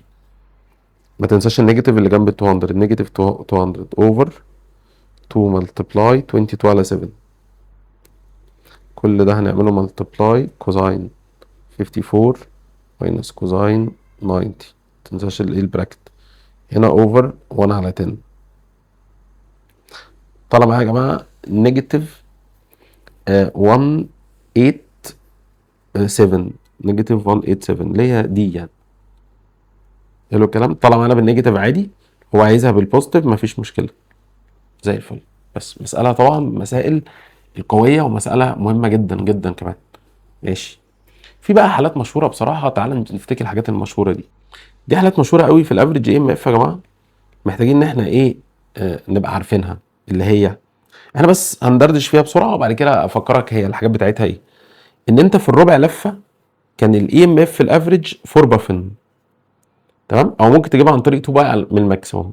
طب في النص لفه برضو الاي ام اف في الافريج كانت 4 بافن او 2 على باي من الماكسيموم. خلي بالك انا هنا بادئ من البربنديكولار بوزيشن. يعني ايه بيربنديكولار؟ يعني الكويل كان بيربنديكولار. هنا انا بادئ في الجدول ده منين؟ من الباراليل، عشان انت بس تبقى مدرك القصه. لما تيجي تبص هنا هتلاقي ان في الثلاث ارباع لفه كانت 4 على 3 بافن او 2 على 3 باي من الماكسيموم. طب في الوان سايكل كانت الاي ام اف الافريج بكام؟ بزيرو. طبعا احنا اللي محتاجين نبقى حافظينه صم هو اكيد ده. كده. هو ده اللي انا ابقى حافظه، عشان ده اللي هيجيب مين؟ ده اللي هيجيب الافريج، ده اللي هيجيب الناهيه بتاعت الحوار. بس طبعا دي الحالات المشهوره اللي هي ربع ونص وثلاث ارباع اون سايد. طيب لما تيجي تبص تحت، لما بدأ من وضع الباراليل ايه اللي حصل؟ كانت الاي ام اف في الافريج هي نيجاتيف 4 بافن، حلو الكلام، او 2 على باي، او نيجاتيف برضه 2 على باي من الماكسيموم. هنا بيبقى فيها نيجاتيف، يعني فوق ما فيهاش نيجاتيف. طب هنا يا معلم كانت ال1 سايكل بزيرو، حلو. طب هنا هتبقى نيجاتيف 4 على 3 بافن، او نيجاتيف 2 على 3 باي من الماكسيموم، ماشي كده. او ان في ال1 سايكل بكام يا جماعه؟ بزيرو. باشا هو ايه الفرق ما بين الاتنين، ما بين الجدولين؟ بص، يبدو ان في فرق بسيط جدا. ايه هو؟ ان اولا هنا دي بوزيتيف دي نيجاتيف، لكن نفس القانون على فكره، 4 بافن و2 على باي من الماكسيموم، 4 بافن و2 باي على الماكسيموم، بس هنا في نيجاتيف من البارل. طب هنا 4 بافن و2 على باي من الماكسيموم. بص بقى خلي بالك بقى، هو يمكن الفرق الوحيد اللي ما بينهم هيبقى الحته دي. اعمل بقى ان دي 4 بافن، لكن الافريج في النص هنا كانت بزيرو. يعني في النص هنا، على فكره النص هنا زي الربع، لكن النص من الباراليل كان بكام يا جماعه؟ كان بزيرو. طيب اما الثلاث ارباع لفه هنا هو نفسه الثلاث ارباع لفه هنا، الفرق بس ايه؟ النيجاتيف. هنا ال1 سايكل هنا يا معلم كانت هي نفس ال1 سايكل هنا زيرو برضه. طيب انا بس هعمل ايه دلوقتي؟ هفكرك بس بسرعه هي الحاجات دي جت ازاي، مش اكتر، كتذكره سريعه. يلا، توضيح للي فات، توضيح للحالات المشهوره، توضيح للحالات المشهوره. بص يا سيدي، تعالى الاول نبدا من الجدول الاولاني اللي هو from perpendicular position، من البربنديكولار. طبعا من البربنديكولار بوزيشن لو انت جيت رسمت جراف للفاي كده يا جماعه، الفاي هتبقى كده. طبعا من البربنديكولار يعني كان الكويل بربنديكولار، فالفلكس كله خابط فيه ماكسيموم، يبقى الفاي تبدا من الماكسيموم طبعا. يبقى الفاي تبدا من الماكسيموم وتيجي ايه؟ تعمل كده يا معلم. بس تعالى بقى نجيب الاي ام اف الافريج. يلا بينا. الاي ام اف الافريج في الربع لفه الاول. في الربع لفه يا جماعه هي عباره عن نيجاتيف ان دلتا فاي على دلتا تي. طب حلو جدا. يلا خلي الان زي ما هي. الدلتا فاي هي في الربع لفه بدات بفاي ماكسيموم، وربع لفه يعني لحد هنا، يعني بص الربع لفه دي لحد هنا اصلا، صح كده. بس انا مش عايز عشان ما اقعدش اظلل كل شويه، او خلينا يا عم نظلل حته حته. دي الربع لفه، الفاي هنا كانت ماكسيموم، الفاي هنا بقت بزيرو، يبقى 0 ماينس فاي ماكسيموم، يبقى 0 ماينس فاي ماكسيموم. الفاي ماكسيموم هسميها فاي يعني، حلو الكلام، اوفر الدلتا تي. الدلتا تي دي اللي هي ربع البريودك تايم، ربع البريودك تايم يعني البريودك تايم على كام؟ على 4 بس. طيب تعالى نعوض، خلي بالك دي ماكسيموم ها. طيب يبقى هنا نيجاتيف مع نيجاتيف هتبقى بوزيتيف، نيجاتيف هتبقى بوزيتيف ان، وتحت اللي تحت يطلع فوق، فالفور هتطلع فوق اصلا، تمام، وفي تحت تي. طيب والفاي ماكسيموم دي ممكن نفكها، كنا بنفكها تبقى ايه يا جماعه؟ بي اي، لان الفاي ماكسيموم بي اي بس من غير كوزاين ولا حاجه، بي اي. طيب ويا باشا هنا في 1 وفي تحت بريودك تايم، يبقى 1 على البريودك تايم تبقى اف، فبقت يا جماعه 4 بافن. بس انا بس فكرتك بسرعه هي جت منين. طب ما تيجي نعملها في الربع، يلا بينا. في النص بقى، اسف، عملناها في الربع. الاي ام اف في النص لف تبقى نيجاتيف ان، هي مش تاخد معانا وقت ان شاء الله. نيجاتيف ان دلتا فا على دلتا تي، خلي الان. يلا في النص لفه، نص لفه يبقى انت معاك الحته دي كمان. الفاي هنا كانت ماكسيموم، الفاي هنا نيجاتيف ماكسيموم، يبقى نعمل نيجاتيف ماكسيموم ماينس ماكسيموم، يبقى هتبقى نيجاتيف فاي ماكسيموم ماينس فاي ماكسيموم بالشكل ده. وتحت طبعا هتبقى نص البيريودك تايم يعني تي على 2. وتعالى نكمل.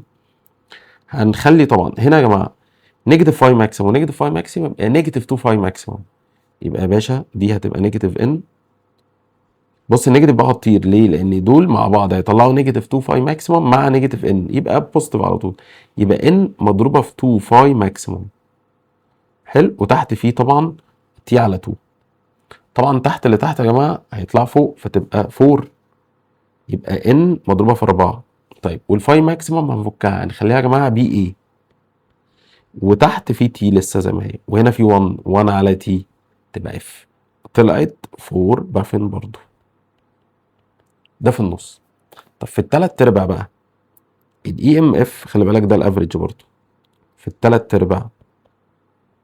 يلا بينا، نيجاتيف ان دلتا فاي على دلتا تي. الدلتا تي على طول هي تلات ارباع البريودك تايم، ونيجاتيف ان زي ما هي. نشوف بقى الدلتا فاي. انت هتقف لحد هنا بقى تلات ارباع كده لفه اهي. هنا كانت فاي ماكسيمم يا جماعه، هنا كانت زيرو. اوكي، يبقى كده هتبقى زيرو ماينس فاي ماكسيمم. يلا بينا. طبعا نيجاتيف مع نيجاتيف بوزيتيف على طول، يبقى ان. وطبعا الاربعه هتطلع فوق عشان تحت لتحت بيطلع فوق، تبقى اربعه والتلاته تحت زي ما هي.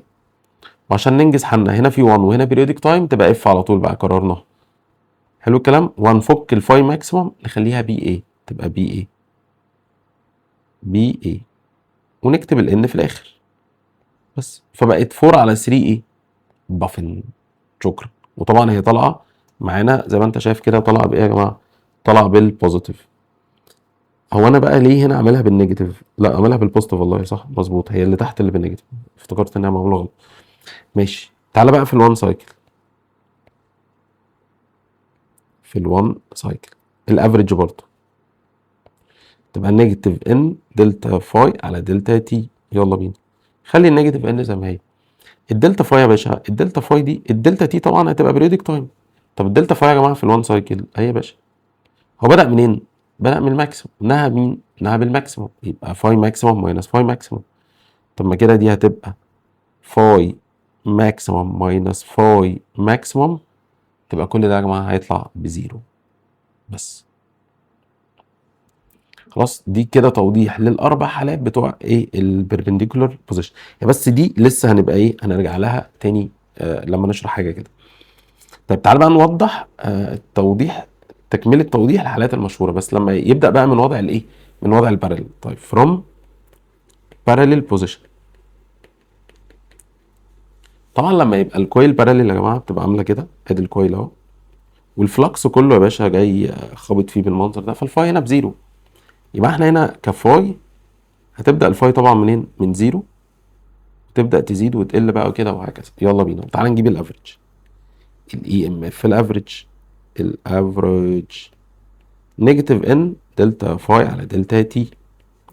يلا، وانت عملت ربع لفه فالفاي كانت زيرو وبقت ماكسيمم، يبقى ماكسيمم ماينس زيرو، يبقى نيجاتيف ان زي ما هي فاي. طبعا هنا هتبقى تي على 4، هتبقى يا جماعه قلنا فاي ماكسيمم ماينس زيرو. اوكي زي الفل. تعال نكمل. هتبقى طبعا فاي ماكسيمم دي تبقى بي اي. بص هتبقى نفس الفكره بقى عشان ننجزها اكتر. طبعا هنا الزيرو ده ملوش لازمه، مش هيتمسح، والنيجاتيف هتفضل موجوده للاسف. وهنا ان الفاي ماكسيمم تبقى بي اي، والاربعه دي هتطلع فوق فتبقى الفور هنا. واصلا في هنا بريودك تايم 1 مع البريودك تايم تبقى اف، فترجع تاني 4 بافر بس اهي. فتبقى نيجاتيف ايه بقى؟ نيجاتيف 4 بافن يا جماعه، بمنتهى البساطه. هي دي الفكيره. طيب تعالى تحت. ده في الربع طبعا. في النص كافريج نفس الكلام، نيجاتيف ان دلتا فاي على الدلتا تي. ها تبقى نيجاتيف ان هنا باي، ودي تبقى تي على 2 عشان دي نص البريودك تايم. تعال بقى نشوف في النص حصل ايه. في النص يا جماعه دي كده نص لفه من هنا لحد هنا، الفاي كانت بزيرو بقت بزيرو، يبقى زيرو، يبقى الدلتا فاي دي اصلا بزيرو. طب ما هو اي حاجه باي زيرو تطلع كام؟ تطلع زيرو بس. يبقى الاي ام اف في الهاف سايكل من الباراليل كانت بزيرو. بص بص اهي، الاي ام اف في الباراليل من الهاف سايكل كانت بزيرو، لكن دي على فكره كانت فور بافن زي اللي فوق، فرق بس ان في الباراليل بنحط نيجاتيف. طب فاضل لنا بتاعت التلات ارباع. يلا بينا، الاي ام اف الافريج بتاعت التلات ارباع. انا بس بوريك الحاجات المشهوره عشان تبقى انت حتى لو نسيتها في الامتحان تبقى عارف بتيجي ازاي. يبقى يلا بينا، نيجاتيف ان باي الدلتا فاي يا معلم على الدلتا تي، ما هي تلات ارباع لفه بقى كده اهو. بدأ من الزيرو وهنا عند الماكسيموم، يبقى فاي ماكسيموم ماينس زيرو. يبقى كده يا جماعه فاي ماكسيموم ماينس زيرو. حلو، على تلات ارباع البريودك تايم. نعوض بقى يلا، بس هننجز في التعويضه بصراحه. الزيرو خلاص ملوش لازمه، فيفضل النيجاتيف موجوده. هنا 1 1 اخطفها بقى 1 على البريودك تايم تبقى اف، والفاي ماكس هتفك تبقى بي اي، والان كده كده موجوده، والاربعه تطلع فوق تبقى 4 على 3 بفر بس بالنيجاتيف في ال1 سايكل. الاي ام اف في ال1 سايكل من الافريج.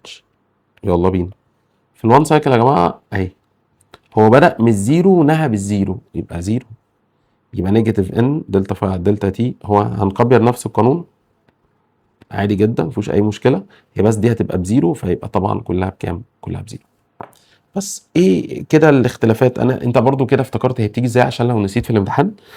بس احنا كده الزيرو هنا هي زيرو هنا، 4 على 3 بافن هنا بس بقت نيجاتيف 4 على 3 بافن، هنا 4 بافن هنا بقت نيجاتيف 4 بافن، هنا 4 بافن زي دي بس هنا زيرو، يبقى هو ده الفرق ما بينهم.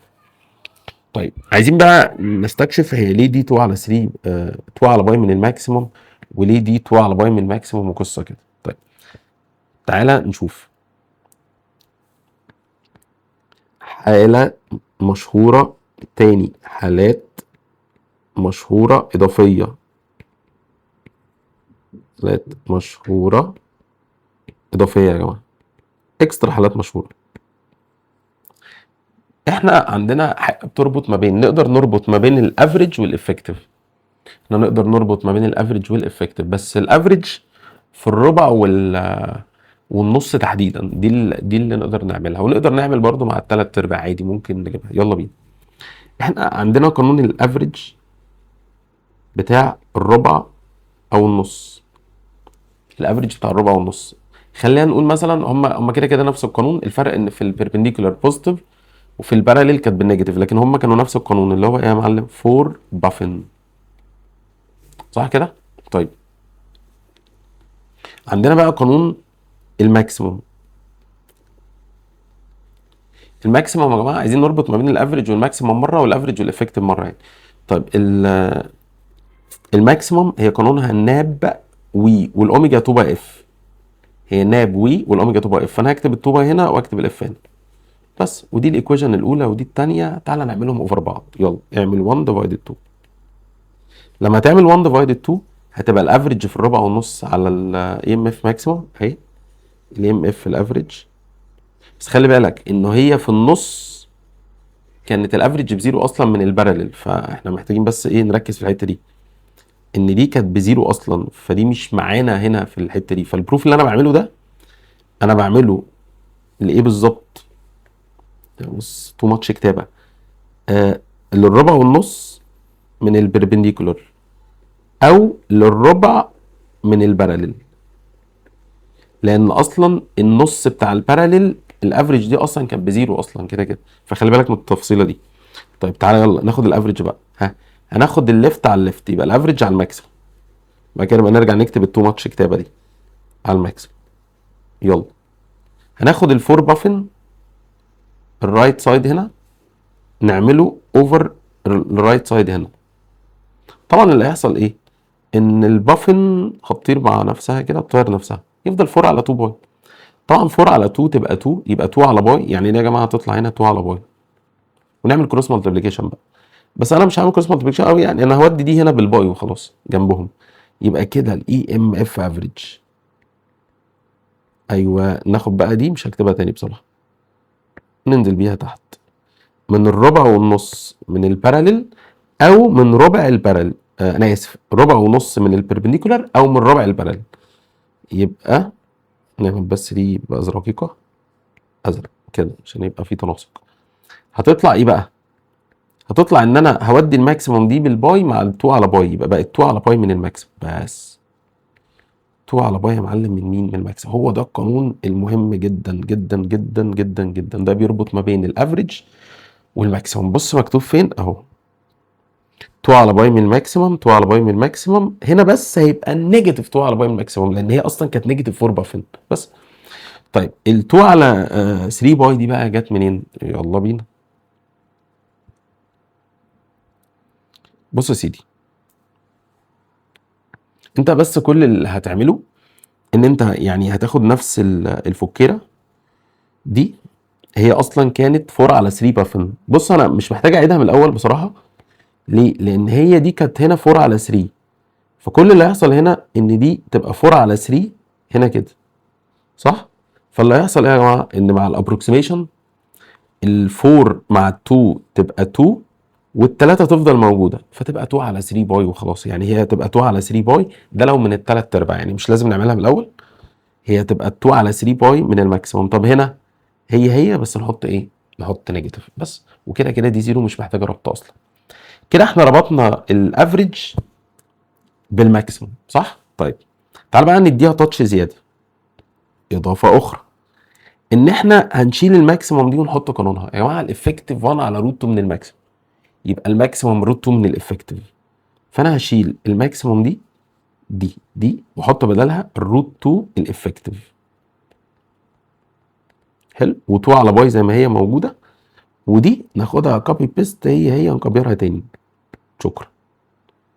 بس انا ما عملتش حاجه، يعني اخترعنا قانون جديد من لا شيء اصلا. بص كده بقت 2 روت 2 على واي. احنا بقى نسحب الروت 2 دي نحطها هنا، يبقى يا باشا زي الفل. هو نفس القانون، انا بس ارجع دي كده نصور دي. احنا بس يا جماعه شلنا الماكسيموم خليناها روت 2 من الافكتيف، لان الافكتيف 1 على روت 2 من الماكسيموم.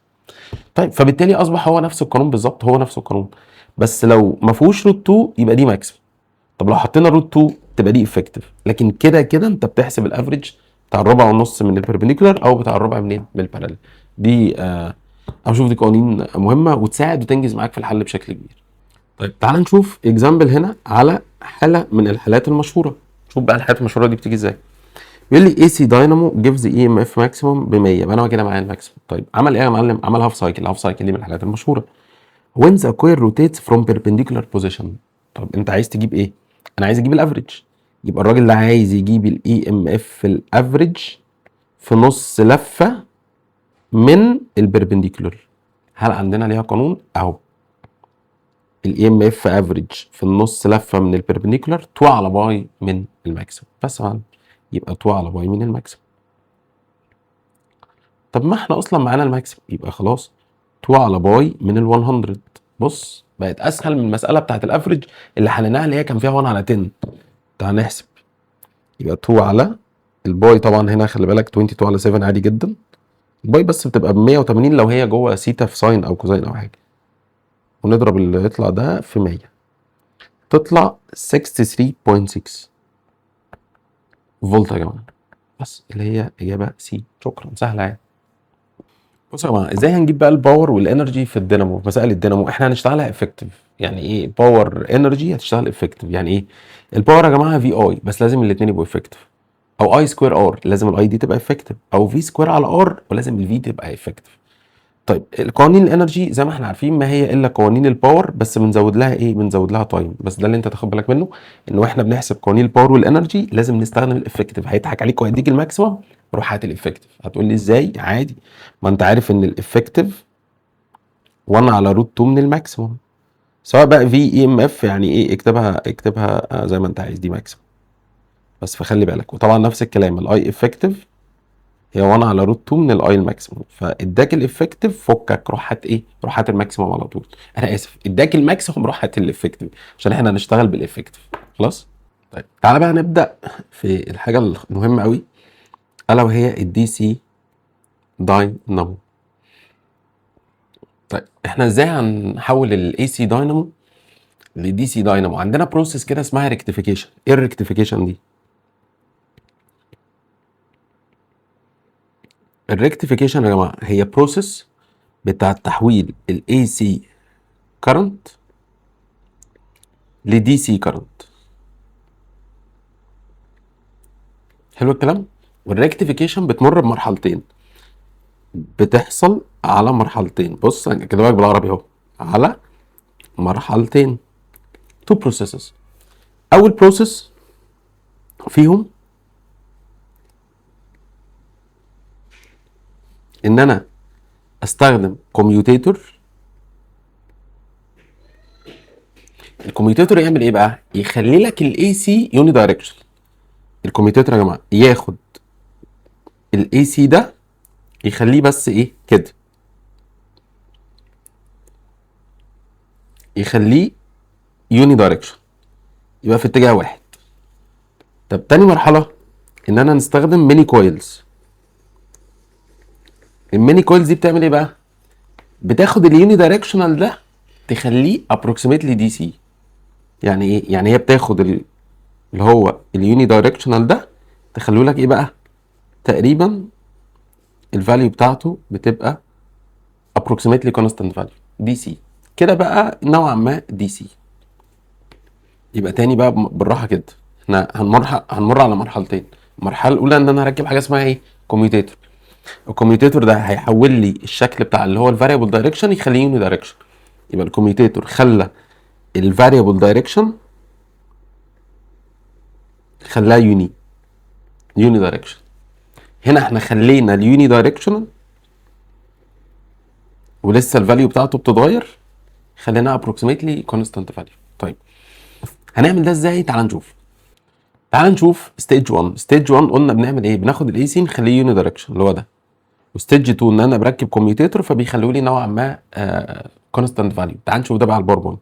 بص يا سيدي، الرسمتين اللي فوق دول بتوع اللي هم مين؟ اللي هم يا جماعه، او الجزء ده كده ده كان بتاع الاي سي داينامو، فاحنا محتاجين نفتكر الاي سي داينامو عشان نقدر نمشي في الدي سي داينامو. في الفيرست هاف سايكل كان اللي بيحصل الكهرباء كانت ماشيه من دبليو اكس واي زد، وبعد كده دخلت جوه الرنج الحمراء بس ما لمستهاش وراحت من ايه لبي. ده اللي حصل في الفيرست هاف سايكل. في السكند هاف سايكل ايه اللي حصل؟ الكويل اتقلب. ده اللي شرحناه في الاي سي داينامو بالظبط، والكرنت فضل ماشي كده. المره دي راح للرنج الحمراء فقامت هي مسلمه الكهرباء لبراش بي، والكهرباء مشيت يا باشا كده، فكان الاتجاه بيتغير. طب واحده واحده بقى. هنا يا جماعه الكهرباء في الكويل كانت من فين لفين؟ نكتبها بقى نلخصها. كانت دبليو اكس واي زد. طب هنا في الكويل كانت زد واي اكس دبليو. زد واي اكس دبليو يا جماعه. طب حلو. هنا حاجه مهمه، الكهرباء في الاكسترنال سيركت. يعني لو جينا افترضنا لما قلنا ان احنا مثلا هنركب هنا يا جماعه ريزيستنس، الكهرباء كانت رايحه من فين لفين؟ من ال بي. يبقى في الاكسترنال راحت من ال بي. طب هنا في الاكسترنال الكهرباء فضلت ماشيه كده، جت عند بي، بعد كده راحت ليه؟ لما ركبنا ريزيستنس هنا مثلا.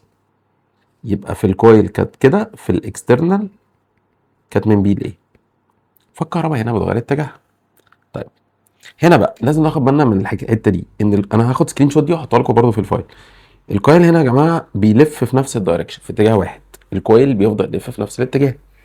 الكرنت بيعكس اتجاهه فين في الكويل؟ في تو دايركشنز.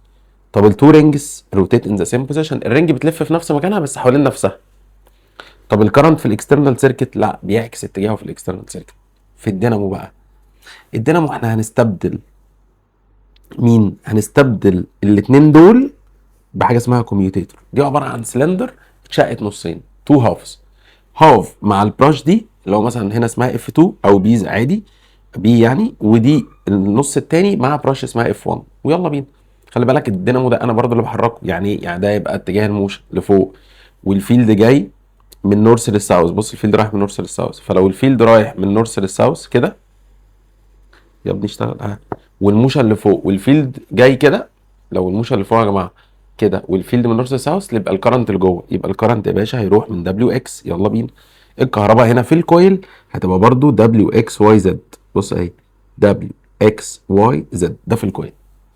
طب في الاكسترنال سيركت يلا بينا، هنفضل ماشيين مع اتجاه الكهرباء. هتبدا الكهرباء يا جماعه تمشي جوه واي زد وتتسلم اللي هو الهاف كوميوتيتور اللي هو الايه، اللي هو الازرق ده اللي هي الاف واحد. ونركب هنا ريزيستنس برضو كده. يبقى من الاخر هتروح من، يا عم خليها اي وبي برضو عشان تبقى زي هناك، بلاش اف واحد واف اتنين، تبقى من ال بي. شكرا. الكهرباء رايحه من ال بي، بشقلب. طبعا الكهرباء هتبقى عامله كده. طبعا الكويل اتقلب، جه كده بقى، بدل ما كان دبليو اكس هنا بقت دبليو اكس ناحيه شمال، وواي زد شمال بقت هنا يمين. يلا بينا. نفس الحركه، الموشن اللي فوق الفيلد كده، الكرنت اللي جوه، يبقى الكرنت فعلا رايح من زد لواي وبعد كده يروح لاكس دبليو. يبقى الكويل هنا يا جماعه الكرنت بتاعه زد واي اكس دبليو يا باشا. حلو قوي. الكهرباء هتتسلم لمين؟ الكهرباء هنا بقى كانت ماشيه اكس دبليو، اتسلمت لاف واحد اللي احنا هنسميها ايه، وهنا دي هنسميها بي. يا جماعه هنا اللي حصل الكهرباء يا شباب، اللي حصل لها انها اتسلمت لايه وراحت لبي. يعني برضو في الاكسترنال سيركت كانت من A ل B. يبقى انا كده ما قدرتش اغير اتجاه الكهرباء في الاكسترنال سيركت، فضلت نفس الاتجاه، وده اللي انا عايزه. طبعا احنا ليه بنخليه يوني دايركشنال او دي سي؟ هتعرف استخداماته دلوقتي. باشا الكويل بيلف في نفس الدايركشن، الكرنت هنا في الكويل 2 دايركشنز، خلي بالك في الكويل 2 دايركشن زي ما هو. الكوميوتيتور هنا بيريفرس البوزيشن، بيبدله. لو خدت بالك هتلاقي ان هنا A و B اتبدلوا مكان بعض، كل واحد بدل مكان التاني لان الكويل اصلا لف. الزرقاء جت مكان الحمراء والحمراء جت مكان الزرقاء. الكرنت في الاكسترنال سيركت فضل يلف في نفس الدايركشن. ده يا جماعه المرحله الاولى اللي هي كانت ايه؟ ان انا ركبت كوميوتيتور. ستيج 1 دي ان انا ركبت يا باشا كوميوتيتور، دي كده ستيج 1، ان انا قدرت اخليه يوني دايركشن. خلاص. وهحط لك هنا برضو زي ما وعدتك مقارنه بين الاي سي والدي سي داي انامو. هحط لك بقى سكرين شوت من اللي احنا ايه لسه كنا بنشرحها على الباوربوينت. طيب المرحله الثانيه ان احنا نركب ايه بقى؟ هنركب قال لك ميني كويلز. الميني كويلز دي هتعمل ايه؟ هتحول لنا الكرنت اللي هو بيغير الفاليو بتاعته، لان خلي بالك هو بيغير الفاليو بتاعته، عمال يغير الفاليو بتاعته، عمال يزيد ويقل وبتاع. فاحنا عايزين نثبت الانجل، فبالتالي هنعمل الحركه دي، هنعمل ميني كويلز. تعال نشوف ازاي. قال لك يا باشا هنا الكويل زي ما انت شايف كده،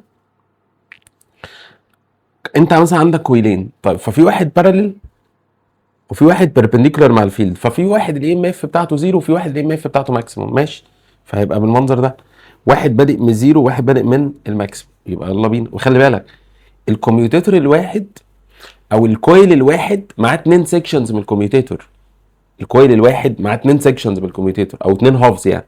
طب 2 كوميوتيتورز يبقى معاهم 4 سيكشنز اهو، او 2 كويلز يعني، اسف، الاثنين كويلز يبقوا معاهم 4 سيكشنز اهو.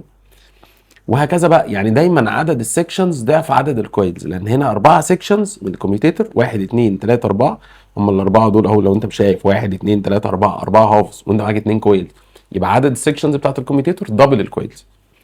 طبعا هيفضل يحصل ده كده بالشكل ده، واحده بتزيد واحده بتقل، بس انا عايز اقلل الجاب ده. بص دي بتقل وبعد كده ترجع تزيد تاني، انا عايز اقلل الفتره الزمنيه اللي هي ما بين انه يقل ويزيد، انا عايزها تفضل عاليه. اعمل ايه؟ هات كذا كويل. بص بقى لما هنجيب كذا كويل هيحصل ايه. بص يا سيدي، لما هنجيب كذا كويلز يا جماعه، يعني خلينا اوريها لك على الحته دي. بص كده، جبنا كذا كويل، ايه اللي حصل؟ الرسمه بقت عامله كده. بص ده بيقل يرجع يزيد، بس يرجع يقل يزيد، يبقى انا قللت الفتره الزمنيه ان هو ما بين بيقل ويزيد. ليه؟ عشان دايما في كويل يبقى باراليل، فالكويل اللي يبقى باراليل يبقى عامل النورمال بتاعه عامل انجل 90، فتبقى الاي ام اف بتاعته ماكسيموم. هو ده الهدف، ان احنا كنا دايما نخلي ان في كويل وهو بيلف، بص يبقى دايما في كويل باراليل، دايما يبقى في كويل باراليل مع الفلكس، لان الاي ام اف تبقى ماكسيموم ويبقى الكويل باراليل. فاحنا كده قللنا الفتره الزمنيه اللي هو بيقل فيها، فتفضل ايه؟ بص تفضل الحته دي انه ابروكسيميتلي بيبقى دي سي ونوعا ما بيبقى ثابت. وده اللي حصل هنا يا جماعه في الحته دي كده. خلاص، عايزين بقى ناكد على قانونين مهمين جدا جدا جدا في الحته دي. ايه القانونين يا معلم؟ اهم. اول حاجه احنا قلنا النمبر اوف سيكشنز اوف كوميوتيتور دبل الكويلز، دايما عدد السيكشنز دبل الكويلز. يعني انت لو عندك 4 كويلز يبقى محتاج 8 سيكشنز من الكوميوتيتور. لو عندك 2 كويلز، 2 كويلز، 2 كويلز هنا معلش، يبقى 2 في 2، يبقى انت عندك 4 سيكشنز من الكوميوتيتور. طيب ودايما انت بتظبط انجل صغيره ما بين كل كويل والتاني. طبعا صغيره ليه؟ عشان نقلل الفتره الزمنيه اللي هو بيقل فيها. فالانجل دي بنجيبها ازاي؟ اضرب 360 على 2 ملتبلاي النمبر اوف كويلز، مش مهم القانون ده جنيه. طيب ما هو 2 ملتبلاي الكويلز اللي هو ده بعدد السكشنز بتاعت الكوميوتيتور، يبقى انا ممكن استبدل دي من القانون واحط عدد السكشنز بتاعت الكوميوتيتور. القانون ده مهم مهم مهم، مش موجود في المفاهيم، فخلي بالك منه. احنا بقى يا جماعه ليه حولنا الاي سي للدي سي؟ ايه هي استخدامات الدي سي كارنت؟ هنستخدمه في ايه يعني الدي سي كارنت ده؟ قال لك الدي سي كارنت ده ممكن تستخدمه في كذا حاجه: موبايل تشارجر، الالكتروبليتنج، الالكتروليزيس. الالكتروبليتنج اللي هي الطلاء المعدني، المعادن يا جماعه، اكره الباب عشان يدهنوها بيستخدموا الكهرباء في الموضوع ده. طيب ما هو كده انا محتاج دي سي، يبقى لازم احول اي سي لدي سي. الالكتروليزيس ان انا اقسم الميه لاكسجين وهيدروجين. لو احنا عايزين نصنع اكسجين بقى، فالميه عشان تتقسم لاكسجين وهيدروجين بيكهربوها، يكهرب الميه بالدي سي فتتقسم الميه لاكسجين وايه وهيدروجين. معلومه خطيره. ما هي المعلومه الخطيره؟ قال لك بص، الكويل يا جماعه بتاع الدي سي داينامو مهم قوي نعرف المعلومه دي عنه. بص كده، دلوقتي الكويل هنا كان وضعه باراليل، يعني طبعا هنا انا اقصد ان الباراليل الكويل باراليل مع الفيلد، هنا الكويل بيربنديكولار مع الفيلد زي ما انت شايف كده. طب يا جماعه لو الكويل باراليل زي ما انت شايف، مش ده النورمال؟ طب ما هيعمل انجل كام؟ 90. حلو يا شباب، لما الكويل بيبقى باراليل مع الفيلد زي ما انت شايف، بيبقى الكوميوتيتور بص لامس مين؟ لامس البراشز. المعلومه دي مهمه قوي، الكوميوتيتور بيبقوا عاملين كده، وعايزك تحفظ شكل الرسمه دي، ان الكوميوتيتور لامسين البراشز اهي، كوميوتيتور تاتش ذا براشز. وطبعا السيتا نورمال هنا زي ما اتفقنا بتبقى كام يا جماعه؟ بتبقى 90. تعالى هنا بقى، هنا يا شباب بص كده لما تيجي تركز هنا يا جماعه، ما بيبقاش فيه كهرباء واصله للكويل. تقول لي بجد؟ ليه؟ لان الهواء الفراغ اللي هنا ده بيخلي ما فيش كهرباء توصل للكويل اصلا، عشان كده الاي ام اف بتبقى بكام؟ بزيرو، لان السيركت هنا تعتبر مفتوحه. بص هنا بقى بنقولها ازاي؟ بنقول هنا يا جماعه ان الكوميوتيتور ده لامس مين؟ لامس الهواء. الكوميوتيتور يا جماعه هنا بيبقى لامس الهواء. بص كده في اللحظه دي الكوميوتيتور doesn't touch the brushes، امال لامس مين ان شاء الله؟ لامس الهواء. وساعتها السيتا نورمال هنا يا جماعه بتبقى بكام؟ بزيرو. هو ده السبب اللي كان بيخلي الكهرباء الاي ام اف بتبقى بزيرو لما يبقى الكويل بيربنديكولار.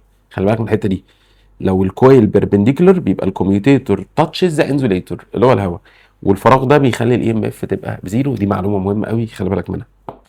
بص يا سيدي، المعلومه دي معلومه خطر جدا جدا عن الفريكونسي. الفريكونسي بتاع اليوني دايركشن يا جماعه هو دبل الفريكونسي بتاع الاي سي. تقول لي ازاي؟ اقول لك، عشان احنا في الكهرباء بنتعامل مع الكهرباء زي ما تقول بالس كده او نبضات كهربائيه. بمعنى ان انت دلوقتي مثلا عندك اليوني دايركشن، اليوني دايركشن يا جماعه عامل كده صح؟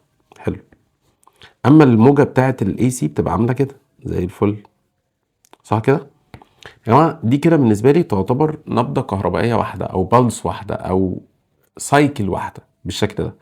لكن انا هنا انت كل اللي عملته ان انت خليت الاتجاه النيجاتيف ده يبقى فوق في البوزيتيف، خليته يوني دايركشنال. حلو. دي بيتعاملوا معاها بقى ايه؟ كبلس كهربائيه. طب ودي يقول لك دي بلس جديده، دي كهرباء جديده ماشيه في نفس الاتجاه. فبالتالي بنعتبر هنا ان الفريكونسي ده دبل الفريكونسي ده. الحته دي مهمه قوي قوي قوي، بتيجي في الاسئله خلي بالك، وناس كتير بتقع فيها. فريكونسي اليوني دايركشنال هو دبل فريكونسي الالترناتيف.